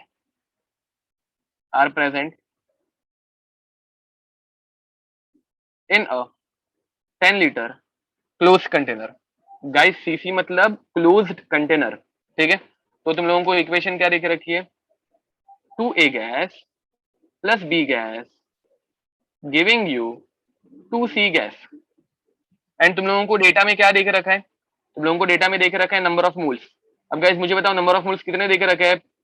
5 के, सॉरी ए के 5 मोल, बी के 2 मोल एंड सी के 10 मोल। अब गाइस मुझे बताओ ये वैल्यू डायरेक्ट उठ के तुम लोग रख सकते हो क्या? ये वैल्यू तुम लोग डायरेक्ट उठ के रख सकते हो क्या? नहीं रख सकते हो। जिन्होंने 20 आंसर भेजा है, वेट मतलब तुम लोगों ने कॉन्सेंट्रेशन निकाला होगा तो अच्छी बात है। तो यहाँ पे पहले हम लोगों को कॉन्सेंट्रेशन निकालना पड़ेगा, कैसे निकालेंगे? 10 लीटर से, मतलब concentration is nothing but number of moles upon volume. तो 5/10 कितना हो जाएगा? 0.5 मोलार, 0.2 मोलार, एंड यहाँ पे बच जाएगा 1 मोलार। समझ में आ रहा है? ये कैपिटल एम है। अब गाइस इसके बाद तुम लोगों को केसी निकालना है, तो ये तो एकदम इजी हो जाएगा अभी। तो सी का स्क्वायर डिवाइडेड बाय ए का स्क्वायर इंटू बी का स्क्वायर, सॉरी इंटू बी। ठीक है, तो गाइस सी का स्क्वायर कितना दिया है हम लोगों को? 1 डिवाइडेड बाय ए का स्क्वायर मतलब 0.25 मल्टीप्लाइड बाय 0.2, तो ये हो जाएगा 1/0.5, एंड 0.5 मतलब कितना आ जाएगा? सॉरी 1/0.05, और ये कितना हो जाएगा? तो दिस वन विल बिकम 20। ठीक है, यप, ये टाइप इजी है, this type is easy type. ठीक है, ओके, ये कंप्लीट कर दो, राइट इट डाउन। ओके, अब नेक्स्ट प्रेशर के लिए। गाइस याद रखो, इस पे प्रेशर के जो क्वेश्चंस बनते हैं वो अच्छे टाइप के होते हैं। ठीक है, प्रेशर के जो क्वेश्चन बनते हैं इसमें वो बहुत अच्छे टाइप के बन सकते हैं। Now first we are doing a simple one, determine KP. Determine KP, अब केसी निकाला तो केपी भी निकालना पड़ेगा। KP for a solid giving us, याद रखो इसमें ए सॉलिड जानबूझ के दिया रहता है क्योंकि केपी में सॉलिड्स नहीं आते, ये याद है ना। If number 1 is partial pressure of A, sorry, partial pressure of B and C is 4 and 3 respectively। निकालो, बहुत सिंपल क्वेश्चन है, इसके लिए तुम लोगों को केपी लिखने आना चाहिए, दैट्स इट। गाइस मुझे बताओ KP is what? KP is what? Okay, Pranav correct answer है, तो इनकरेक्ट आंसर है, अजिंक्य करेक्ट आंसर है। KP is partial pressure of B the whole square into partial pressure of C divided by partial pressure of A. But solid का तो pressure रहता ही नहीं है, तो उसको हम लोग 1 ले लेते हैं एंड उसको हम लोग इग्नोर कर देते हैं। तो इक्वेशन इतनी है, पार्शियल प्रेशर ऑफ बी का square into partial pressure of C. Akshay correct answer है। अब गाइस तुम लोगों को पार्शियल प्रेशर पहले से दे के रखा है, 4 का स्क्वायर इंटू 3, 4 का स्क्वायर हो जाएगा 16, 16 इंटू 3 हो जाएगा 48। कोई शक? सेकेंड, नेक्स्ट इज, मतलब इसमें ही second type, if equilibrium pressure is 6। अब निकालो, इफ इक्विलिब्रियम प्रेशर इज 6। ठीक है, तो तुम लोगों को इक्वेशन क्या दी थी? इक्वेशन दी थी a solid giving us B gas plus C gas. ठीक है, ये हम लोगों को इक्वेशन दी थी। ओके, लिख दो, कंप्लीट दिस। अब सोचो कैसे होगा। ऐसे टाइप के क्वेश्चंस हम लोगों ने केमिकल काइनेटिक्स में थोड़े बहुत देखे हैं, केमिकल काइनेटिक्स में वो थोड़ा बहुत हुआ था। अब गाइस सबसे पहले तो याद रखना, सबसे पहले तो जस्ट मिनट, हाँ, सबसे पहले तो ए जो है, मतलब T इज इक्वल्स टू 0 पे, T इज इक्वल्स टू 0 पे ए का प्रेशर नहीं रहता, ये नल है। ठीक है, उसका प्रेशर नहीं है, इनका प्रेशर भी 0 0 ही है। अब इक्विलिब्रियम पे पहुंचने के बाद, इक्विलिब्रियम पे पहुंचने के बाद, हाँ ये 2B था, sorry this was 2B। Equilibrium पे पहुंचने के बाद व्हाट विल हैपन गाइस? इसका प्रेशर नहीं जनरेट, सॉलिड का प्रेशर कभी भी जनरेट नहीं होता, बी का प्रेशर जनरेट होगा विच इज 2P, एंड सी का प्रेशर जनरेट होगा विच इज P। इक्विलिब्रियम पे तुम लोगों को प्रेशर कितना देख रखा है? 6। तो तुम लोगों को इक्विलिब्रियम पे टोटल प्रेशर देके रखा है 6 एटमॉस्फेयर। यहाँ पे यूनिट लिखना बाकी है, बट एटमॉस्फेयर है प्रेशर का यूनिट, हम लोगों को पता है। ठीक है, तो गाइस टोटल प्रेशर कितना आएगा? P total is 2P plus P। Container के अंदर जो प्रेशर जनरेट होने वाला है वो इनकी वजह से। गाइस देखो जरा डायग्रामेटिक विजुअलाइजेशन लो चाहिए तो यहाँ पे हम लोगों के पास एक सॉलिड था, वो सॉलिड पहले सिर्फ सॉलिड था, अंदर प्रेशर था जीरो, इनिशियली प्रेशर कितना था अंदर जीरो। अब सॉलिड ब्रेकडाउन होने लग गया एंड सॉलिड ने कुछ गैसेस जनरेट की। अब सॉलिड ने एक गैस जनरेट की और दूसरी गैस मतलब दो गैसेस जनरेट की। अब एक गैस का प्रेशर रहेगा P1 और दूसरे गैस का प्रेशर रहेगा P2। अंदर जो प्रेशर जनरेट हुआ P total that is because of both the gases, that means P1 plus P2। तो हम लोग वो यहाँ पे वही कर रहे हैं, ठीक है। श्रेया, अक्षत करेक्ट आंसर है, अजिंक्य, यश करेक्ट आंसर है। ओके तो गाइस अब finally P total is 6 which is equals to 3P। तो P कितना बन जाएगा, P बन जाएगा 2। तो गाइस B के लिए कितना प्रेशर आया, 4 एटमॉस्फेयर एंड C का पार्शियल प्रेशर कितना आया, 2 एटमॉस्फेयर। अब ये वैल्यूज हम लोगों को इक्वेशन में पुट करनी है। तो हम लोगों को इक्वेशन क्या मिली थी कि P is equals to partial pressure of B का square into partial pressure of C। यहाँ पे B का स्क्वायर बिकॉज 2 है। तो गाइस 4 का स्क्वायर मल्टीप्लाइड बाय 2, तो 16 इंटू 2 विच इज 32। कोई शक? Okay. Now, guys, they might ask you first question and second question. In first question and second question, reaction is same. In first question and second question, reaction is same, but value of Kp is changing. Give a logical reason behind it. Give a logical reason behind it. Batao, what is the logical reason?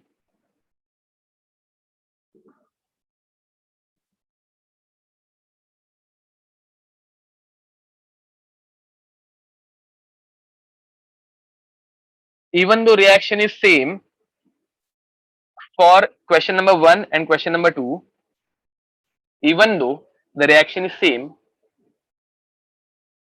value of Kp is different for both the reaction. Give a logical reason behind it. Akshay correct answer है,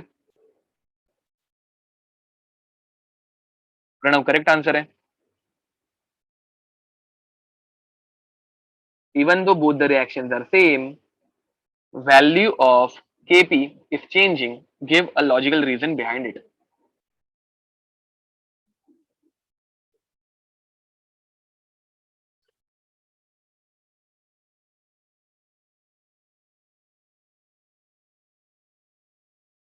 चलो guys बताओ, तो incorrect answer है, अंश correct answer है।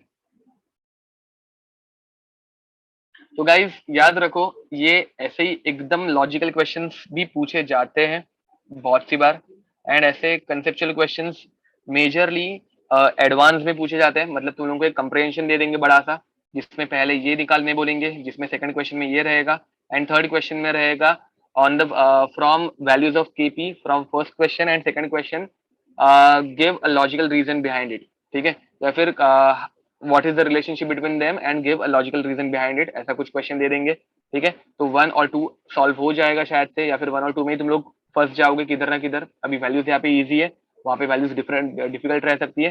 And फिर third वाला तो तुम लोगों को पूरा बाउंसर चला जाएगा। रीजन इतना ही है, नोट नोट के फॉर्म में लिख दो। Kp is changing and Kp को इक्विलिब्रियम कांस्टेंट को चेंज करने की ताकत सिर्फ एक ही चीज में है,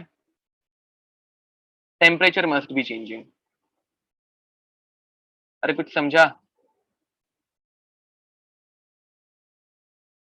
ठीक है, तो खत्म। मतलब Kp है ना वो इक्विलिब्रियम कांस्टेंट है, उसे चेंज करने की ताकत सिर्फ एक में ही है। ध्यानी ने भी आंसर दिया था, ध्यानी करेक्ट आंसर था। बाकी लोगों ने डिफरेंट पार्शियल प्रेशर किया, फेस ट्रांसफर किया एंड व्हाट नॉट, बहुत बड़े बड़े का आंसर दिए, बट एकदम सिंपल था। ओके तो चलो गाइस आगे बढ़े। डन। देखो क्वेश्चन बहुत सिंपल था। ओके तो next,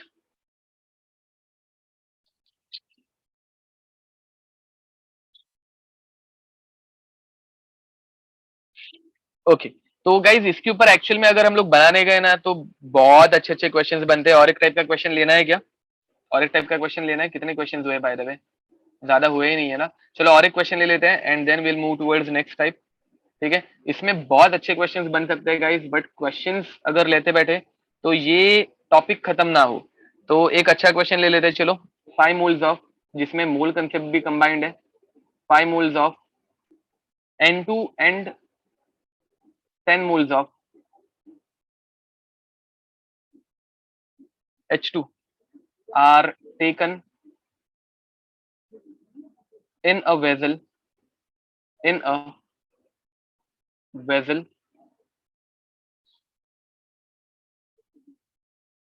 of volume 10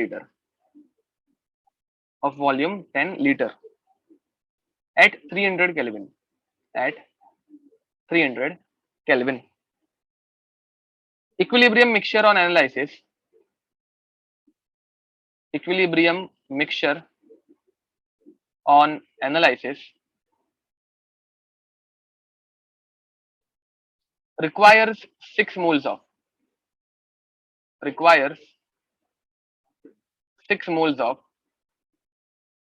HCl for neutralization.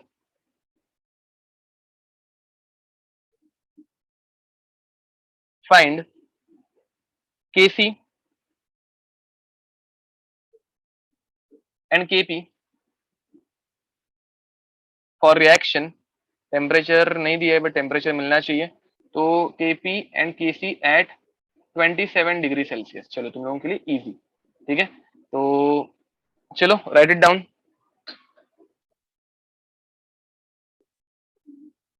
पहले ये लिख दो, फिर मैं तुम लोगों को बताता हूँ ये कौन से टाइप का क्वेश्चन है, ये कैसे सॉल्व करना है।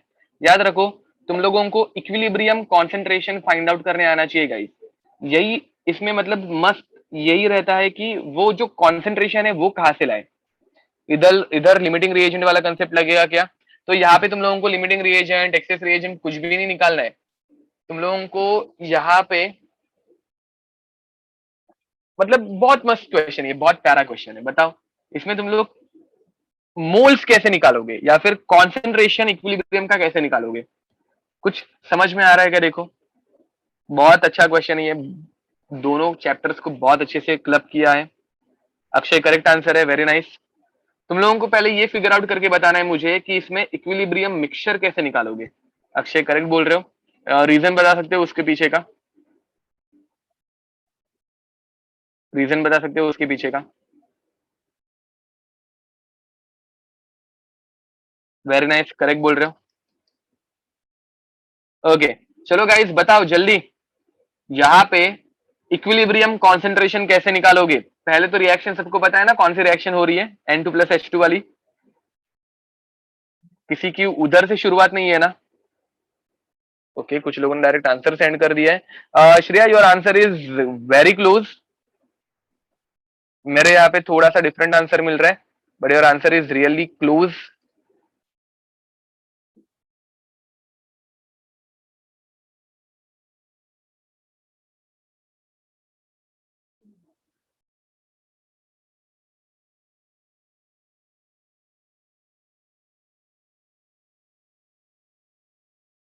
यश करेक्ट बोल रहे हो, वेरी नाइस। श्रेया आपका आंसर आ तो गया है, सिर्फ कैलकुलेशन में मिस्टेक है, तो इट्स गुड। ओके तो चलो गाइस मैं बता देता हूं। पहले तो तुम लोगों को यहाँ पे एक बहुत बड़ी हिंट दे के रखी है। तुम लोगों को इक्वेशन पता है कौन सी है? ये N2 gas plus 3H2 gas giving अस 2NH3। ठीक है गैस। अब इनमें नंबर ऑफ मोल्स देके रखे थे। नंबर ऑफ मोल्स कितने देके रखे थे? तो पहले देके रखा था 5 मोल, उसके बाद देके रखा था 10 मोल एंड इसके 9 मोल। ठीक है, अब यहाँ पे अच्छा हाँ वहां पे प्रॉब्लम हो गई क्या? ठीक है but Shreya your answer is correct. अब यहाँ पे करना क्या है? सबसे पहले तो इक्विलिब्रियम का कॉन्सेंट्रेशन निकालना है। तो guys number of moles at equilibrium पहले वो निकाल लेते हैं। Number of moles at equilibrium कितने बन रहे हैं वो हम लोगों को दिया ही नहीं है। प्रॉब्लम समझ में आ रही है ऊपर वाले क्वेश्चन में और नीचे वाले क्वेश्चन में? ऊपर वाले क्वेश्चंस में हम लोगों को पहले से देख रखा था कि इक्विलिब्रियम पे क्या हो रहा है। यहाँ पे इक्विलिब्रियम पे कुछ भी नहीं दिया है, सिर्फ बोला है equilibrium mixture on analysis requires 6 moles of HCl। अब मुझे बताओ ये HCl किसके साथ, इस रिएक्शन में HCl N2 के साथ रिएक्ट करेगा क्या? पूरा का पूरा पी ब्लॉक पढ़ के हो गया है, मुझे बताओ इस रिएक्शन में HCl N2 के साथ रिएक्ट करेगा क्या? आई गेस नहीं करता। H2 के साथ करता है क्या? बिल्कुल नहीं करता। अमोनिया के साथ करता है क्या? डेफिनेटली करता है। Ammonia is a base, NH3 के साथ करेगा, परफेक्ट। अब गाइस HCl और अमोनिया इसकी रिएक्शन गैसियस स्टेट से चालू है। गैसियस स्टेट में हम लोगों ने ये रिएक्शन पहली बार देखी थी, या फिर उसके पहले अगर देखेंगे तो मोल कंसेप्ट में भी की रहेगी शायद से, मुझे याद नहीं है। It gives us NH4Cl, white colour के फ्यूम्स आते हैं, अमोनिया या फिर HCl के डिटर्मिनेशन के लिए यूज होता है, याद है? अब मुझे बताओ कितने मोल HCl रिक्वायर्ड थे? 6 मोल HCl रिक्वायर्ड थे। 6 मोल HCl के लिए कितने मोल अमोनिया लगेगा? प्रणव करेक्ट आंसर है। 6 मोल HCl के लिए कितने मोल अमोनिया लगेगा? 6 मोल ही लगेंगे ना, 1:1 का रेशियो है, गेल-लुसैक्स लॉ। तो गाइस इक्विलिब्रियम पे अमोनिया कितना बना? इक्विलिब्रियम पे अमोनिया कितना बना? इक्विलिब्रियम पे अमोनिया बना 6 मोल। इक्विलिब्रियम पे अमोनिया बना 6 मोल। अब गाइस 6 मोल अमोनिया बनाने के लिए कितने मोल हाइड्रोजन यूज होगा? 6 मोल अमोनिया बनाने के लिए कितने मोल हाइड्रोजन यूज होगा? 2 मोल हाइड्रोजन यूज होगा, 9 मोल यूज होगा, वेरी नाइस। गाइस 6 मोल अमोनिया के लिए 9 मोल हाइड्रोजन यूज होगा, तो 1 मोल हाइड्रोजन बच जाएगा। एंड कितने मोल नाइट्रोजन यूज होंगे? गाइस ये गेलुसैक्स लॉ है, ये तो तुम लोगों को भी आना ही चाहिए। तो यहाँ पे कितने मोल लगेंगे? 3 मोल लगेंगे, वेरी नाइस। तो गाइस यहाँ पे ये 2 मोल बच जाएंगे। ये समझ में आ रहा है क्या? नाइट्रोजन के 3 मोल जब यूज होंगे तो यहाँ पे जब हम लोग 3 से मल्टीप्लाई करेंगे तो ये 6 टाइम्स हो जाएगा, तो 6 मोल के लिए नाइट्रोजन बने आएगा, ठीक है। यहाँ पे भी 6 अमोनिया 6 NH3 के लिए कितने हाइड्रोजन लगेंगे? तो वो 9 टाइम्स हो जाएगा। अब गाइस ये वैल्यूज जो है वो मोल्स में है, बट हम लोगों को क्या चाहिए रहता है? हम लोगों को इक्विलिब्रियम पे कॉन्सेंट्रेशन चाहिए रहता है। तो नंबर ऑफ मोल्स को 10 से डिवाइड करना मत भूलना, ये भूल गए तो गेम खत्म।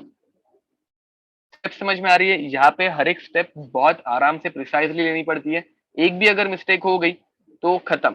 मतलब जेई में हम लोग तुम लोगों को हर एक क्वेश्चन बहुत फास्ट करने के लिए सजेस्ट करते हैं, बट यहाँ पे अगर एक भी स्टेप गलत हो गई तो खत्म होता है। तो मेक श्योर कि तुम लोग इसको आराम से सॉल्व करो। श्रेया करेक्ट आंसर है। ओके, अब above 2NH3 is there, below 1 ammonia is there। 1 मोल कहाँ पे लिखा है? मैंने 6 मोल ही लिखा है यहाँ पे, 1 mole is not there. Okay, तो गाइस अब तुम लोगों को केपी की इक्वेशन लिखने आनी चाहिए, सॉरी केपी नहीं, केसी की इक्वेशन लिखने आनी चाहिए। केसी की इक्वेशन रहती है अमोनिया का स्क्वायर, कॉन्सेंट्रेशन ऑफ अमोनिया का square divided bye N2 and H2 का क्यूब, ठीक है। अब वैल्यूज पुट करो, यहाँ पे क्या हो जाएगा? 6/10 का स्क्वायर डिवाइडेड बाय 2/10 एंड 1/10 का क्यूब, ठीक है। तो गाइज मेरे ख्याल से 2 1 जा 2 3 जा कैंसिलेशन हो जाएगा। अब यहाँ पे स्क्वायर है तो ये 10 कैंसिल आउट हो जाएंगे, और यहाँ से एक 10 कैंसिल आउट होगा, और यहाँ के स्क्वायर का एक 10 कैंसिल आउट होगा। अगर नहीं समझ में आ रहे तो मैं पहले इसको सिंप्लीफाई कर लेता हूँ, देखो कैसे होगा। पहले तो अच्छा 2 डायरेक्ट कैंसिल आउट भी नहीं होता, I was making one mistake. तो गाइज 6 इंटू 6 36 हो जाएगा, डिवाइडेड बाय 2 वैसे के वैसे रह जाएगा, या फिर divided by 100 divided bye 2/10 into 1/1000।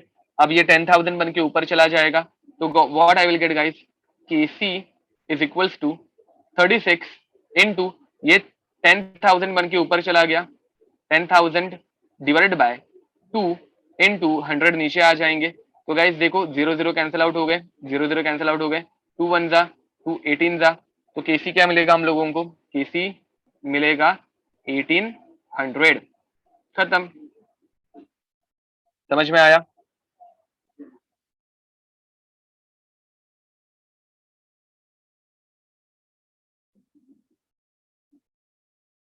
Rutuja वैसे नहीं होता, मोल कंसेप्ट एक बार रिवाइज कर लो।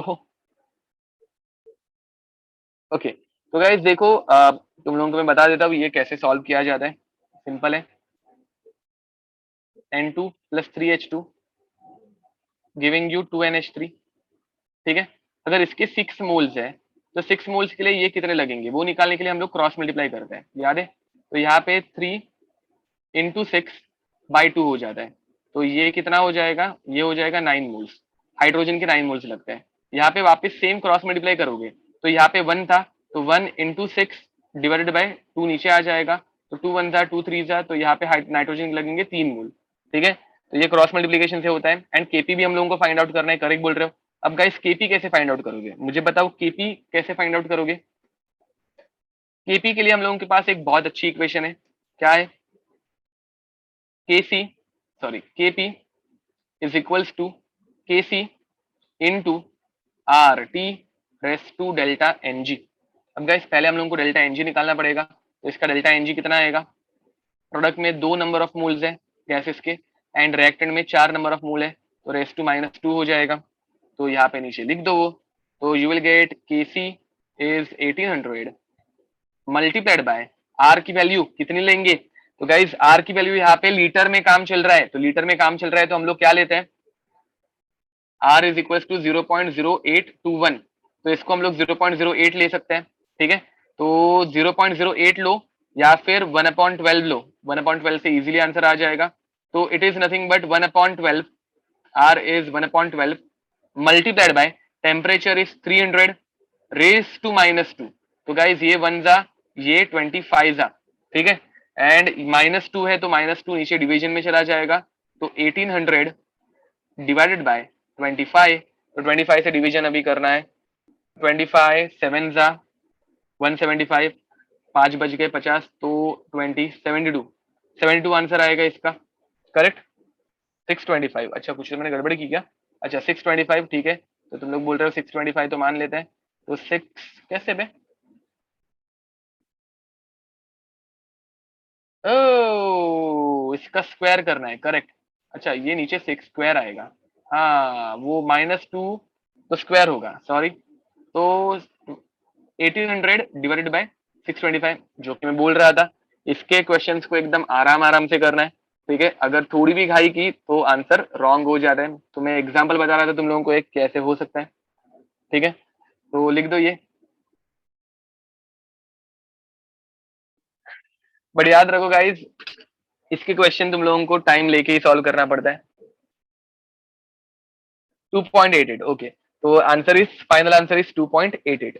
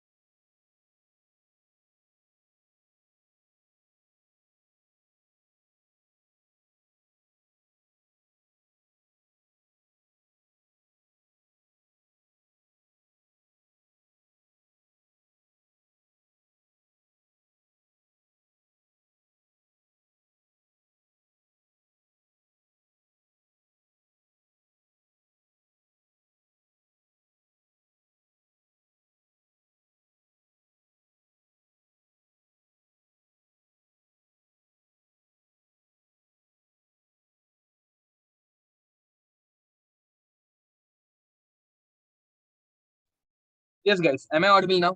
एक्चुअली वो ईयरफोन्स का कुछ प्रॉब्लम हो गया था, बंद हो गए थे वो। Okay, so next. Okay, now guys, expression of KC and KP ये लिखना बहुत इंपॉर्टेंट है और ये अच्छे से देख लेना, बिकॉज नेक्स्ट लेक्चर में हम लोग इसका यूज बहुत ज्यादा करेंगे, ठीक है। तो expression of KC and KP, याद रखो ये चैप्टर थोड़ा मैथमेटिकल है, थोड़ा सा डिफिकल्ट भी लग सकता है,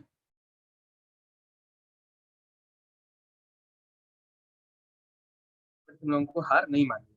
आवाज वियर्ड आ रही है, ठीक है, अभी मैनेज कर लो, क्या कर सकते हैं। Okay guys, so next expression of KP and KC, जिसमें हम लोग फर्स्ट देखने वाले हैं फॉर गैसियस मिक्सचर, एंड उसमें हम लोग देखने वाले हैं delta N G is equals to 0, ठीक है। इसमें फर्स्ट सब टॉपिक डालना gaseous reaction,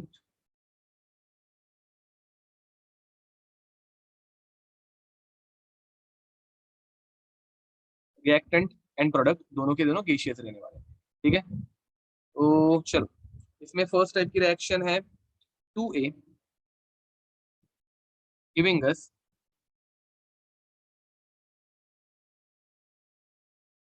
P plus C, ठीक है।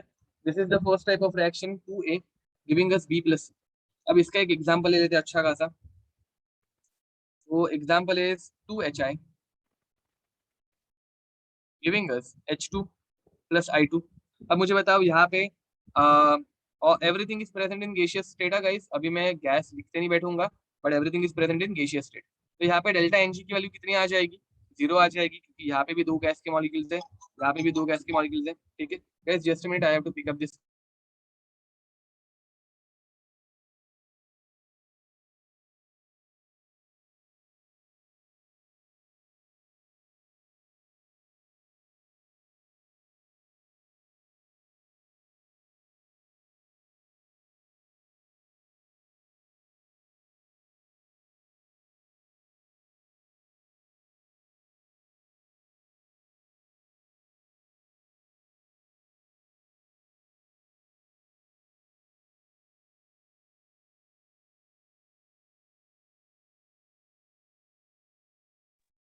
ओके गाइस, तो यहाँ पे होगा क्या, हाँ तुम लोगों को ये तो समझ में आ गया, अगर डेल्टा एन जी 0 हो गया तो केपी और केसी दोनों एक्जैक्टली इक्वल आएंगे, वेरी नाइस, करेक्ट बोल रहे हो।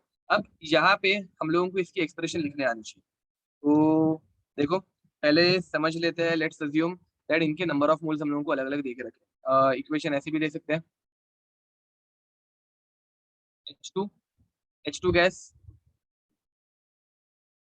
Plus I2 gas giving you 2HI, ठीक है। हर एक वे में तुम लोगों को ये लिखने आना चाहिए। अब ये लिखते कैसे हैं, उसके लिए हम लोग एक शॉर्टकट बना के रखने वाले हैं, even over here delta N G is equals to 0। अब ये कैसे लिखा जाता है वो पहले समझ लेते हैं गाइस। तुम लोगों को पहले समझ लो, नंबर ऑफ मोल्स दिए थे, क्या दिया था, नंबर ऑफ मोल्स। तो let's assume number of moles थे, इसके नंबर ऑफ मोल्स थे ए, इसके नंबर ऑफ मोल्स थे बी, एंड इसके नंबर ऑफ मोल्स थे 0। नंबर ऑफ मोल्स की बात हो रही है। अब ये नॉर्मल नंबर ऑफ मोल्स थे बिगिनिंग में। अब number of moles at equilibrium कितना हो जाएगा, तो नंबर ऑफ मोल्स यहाँ से एक्स कैंसल आउट हो गया, एक्स मोल्स निकल गए।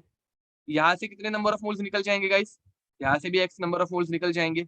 मुझे बताओ एच आई के कितने नंबर ऑफ मोल्स प्रोड्यूस होंगे, मुझे बताओ एच आई के कितने 2x प्रोड्यूस होंगे, वेरी नाइस। अब गाइस मुझे बताओ नंबर ऑफ मोल्स से काम बनता है या कॉन्सेंट्रेशन से काम बनता है, कॉन्सेंट्रेशन। तो गाइस हम लोगों को कॉन्सेंट्रेशन निकालना पड़ेगा। अब कॉन्सेंट्रेशन अगर मुझे निकालना है तो कैसे आएगा, A minus X divided by volume, यहाँ पे क्या आएगा, B minus X divided by volume, यहाँ पे क्या आएगा, 2x डिवाइडेड बाई वॉल्यूम। कोई शक, देखो ये मैं एक ही बार एक्सप्लेन करने वाला हूँ, उसके बाद हम लोग सारी चीजें शॉर्टकट से करने वाले हैं, तो ये अच्छे से देख लेना। अब ये हम लोगों ने कॉन्सेंट्रेशन निकाला। अब गाइज मुझे बताओ, अगर मुझे हर एक का मोल फ्रैक्शन निकालना है तो कैसे आएगा, अगर मुझे हर एक का मोल फ्रैक्शन निकालना है तो कैसे आएगा। मोल फ्रैक्शन का फॉर्मूला किसी को याद है, मोल फ्रैक्शन का फॉर्मूला, शायद का फॉर्मूला क्या रहता है, number of moles divided by total number of moles,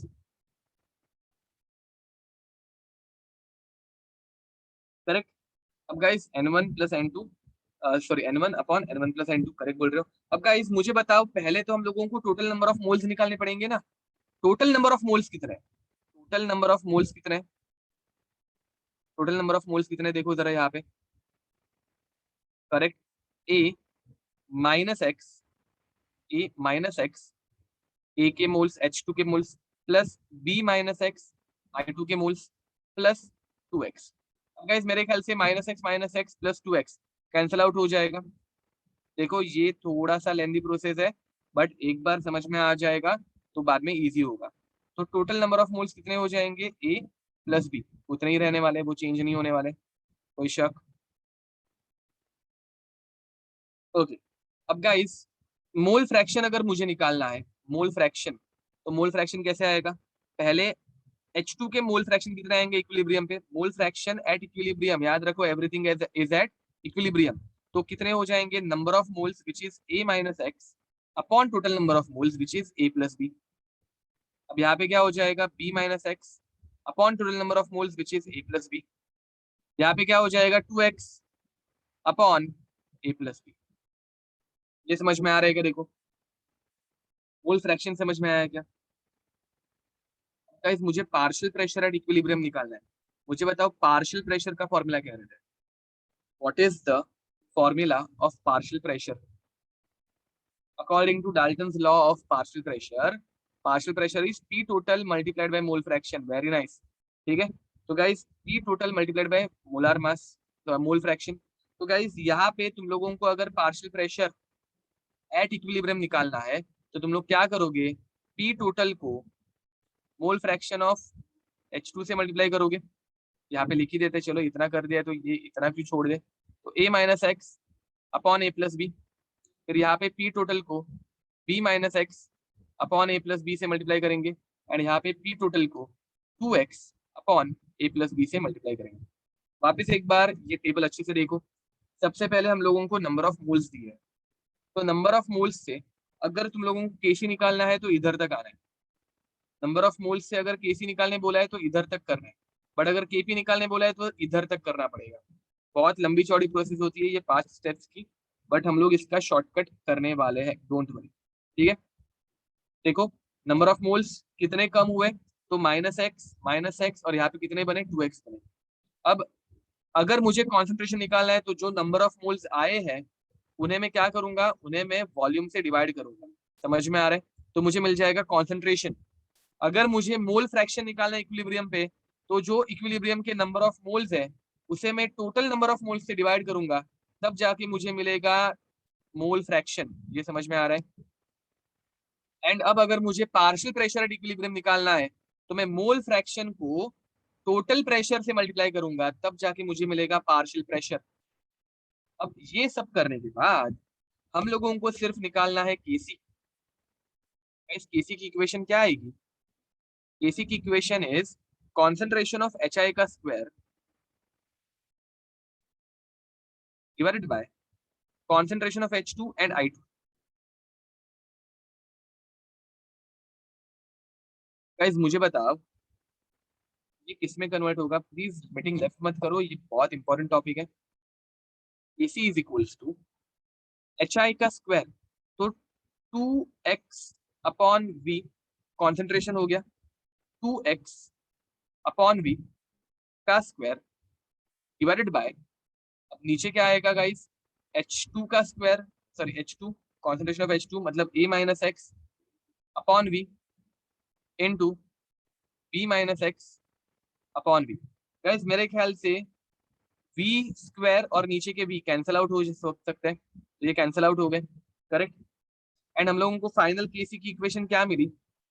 final केसी की इक्वेशन मिली 4x का square divided by a minus x and b minus x. देखो समझ में आ रहा है क्या? ये हम लोगों को फाइनल केसी की इक्वेशन मिली। अब केपी की इक्वेशन निकालनी है। गाइस केपी की इक्वेशन का फॉर्मूला क्या रहता है? KP is partial pressure of HI का square divided by partial pressure of H2, KP भी सेम आएगा, करेक्ट बोल रहे हो, and partial pressure of I2, दोनों सेम आएंगे बट डिराइव कर लेते हैं।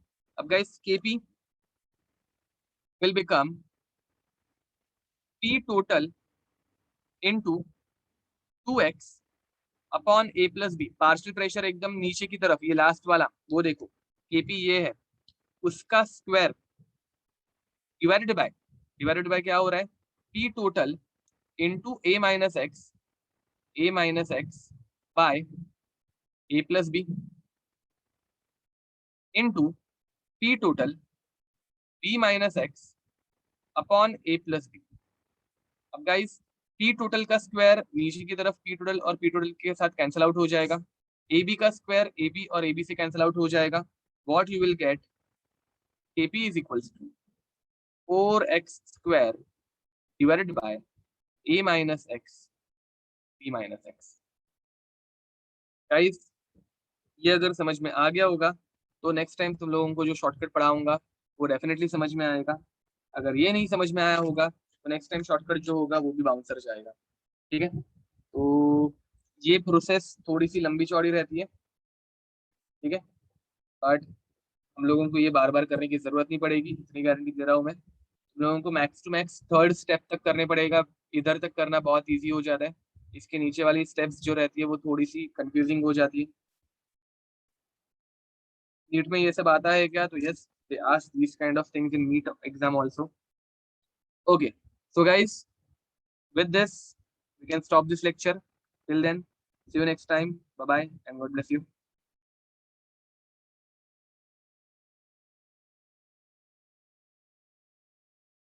Bye bye everyone. Bye bye.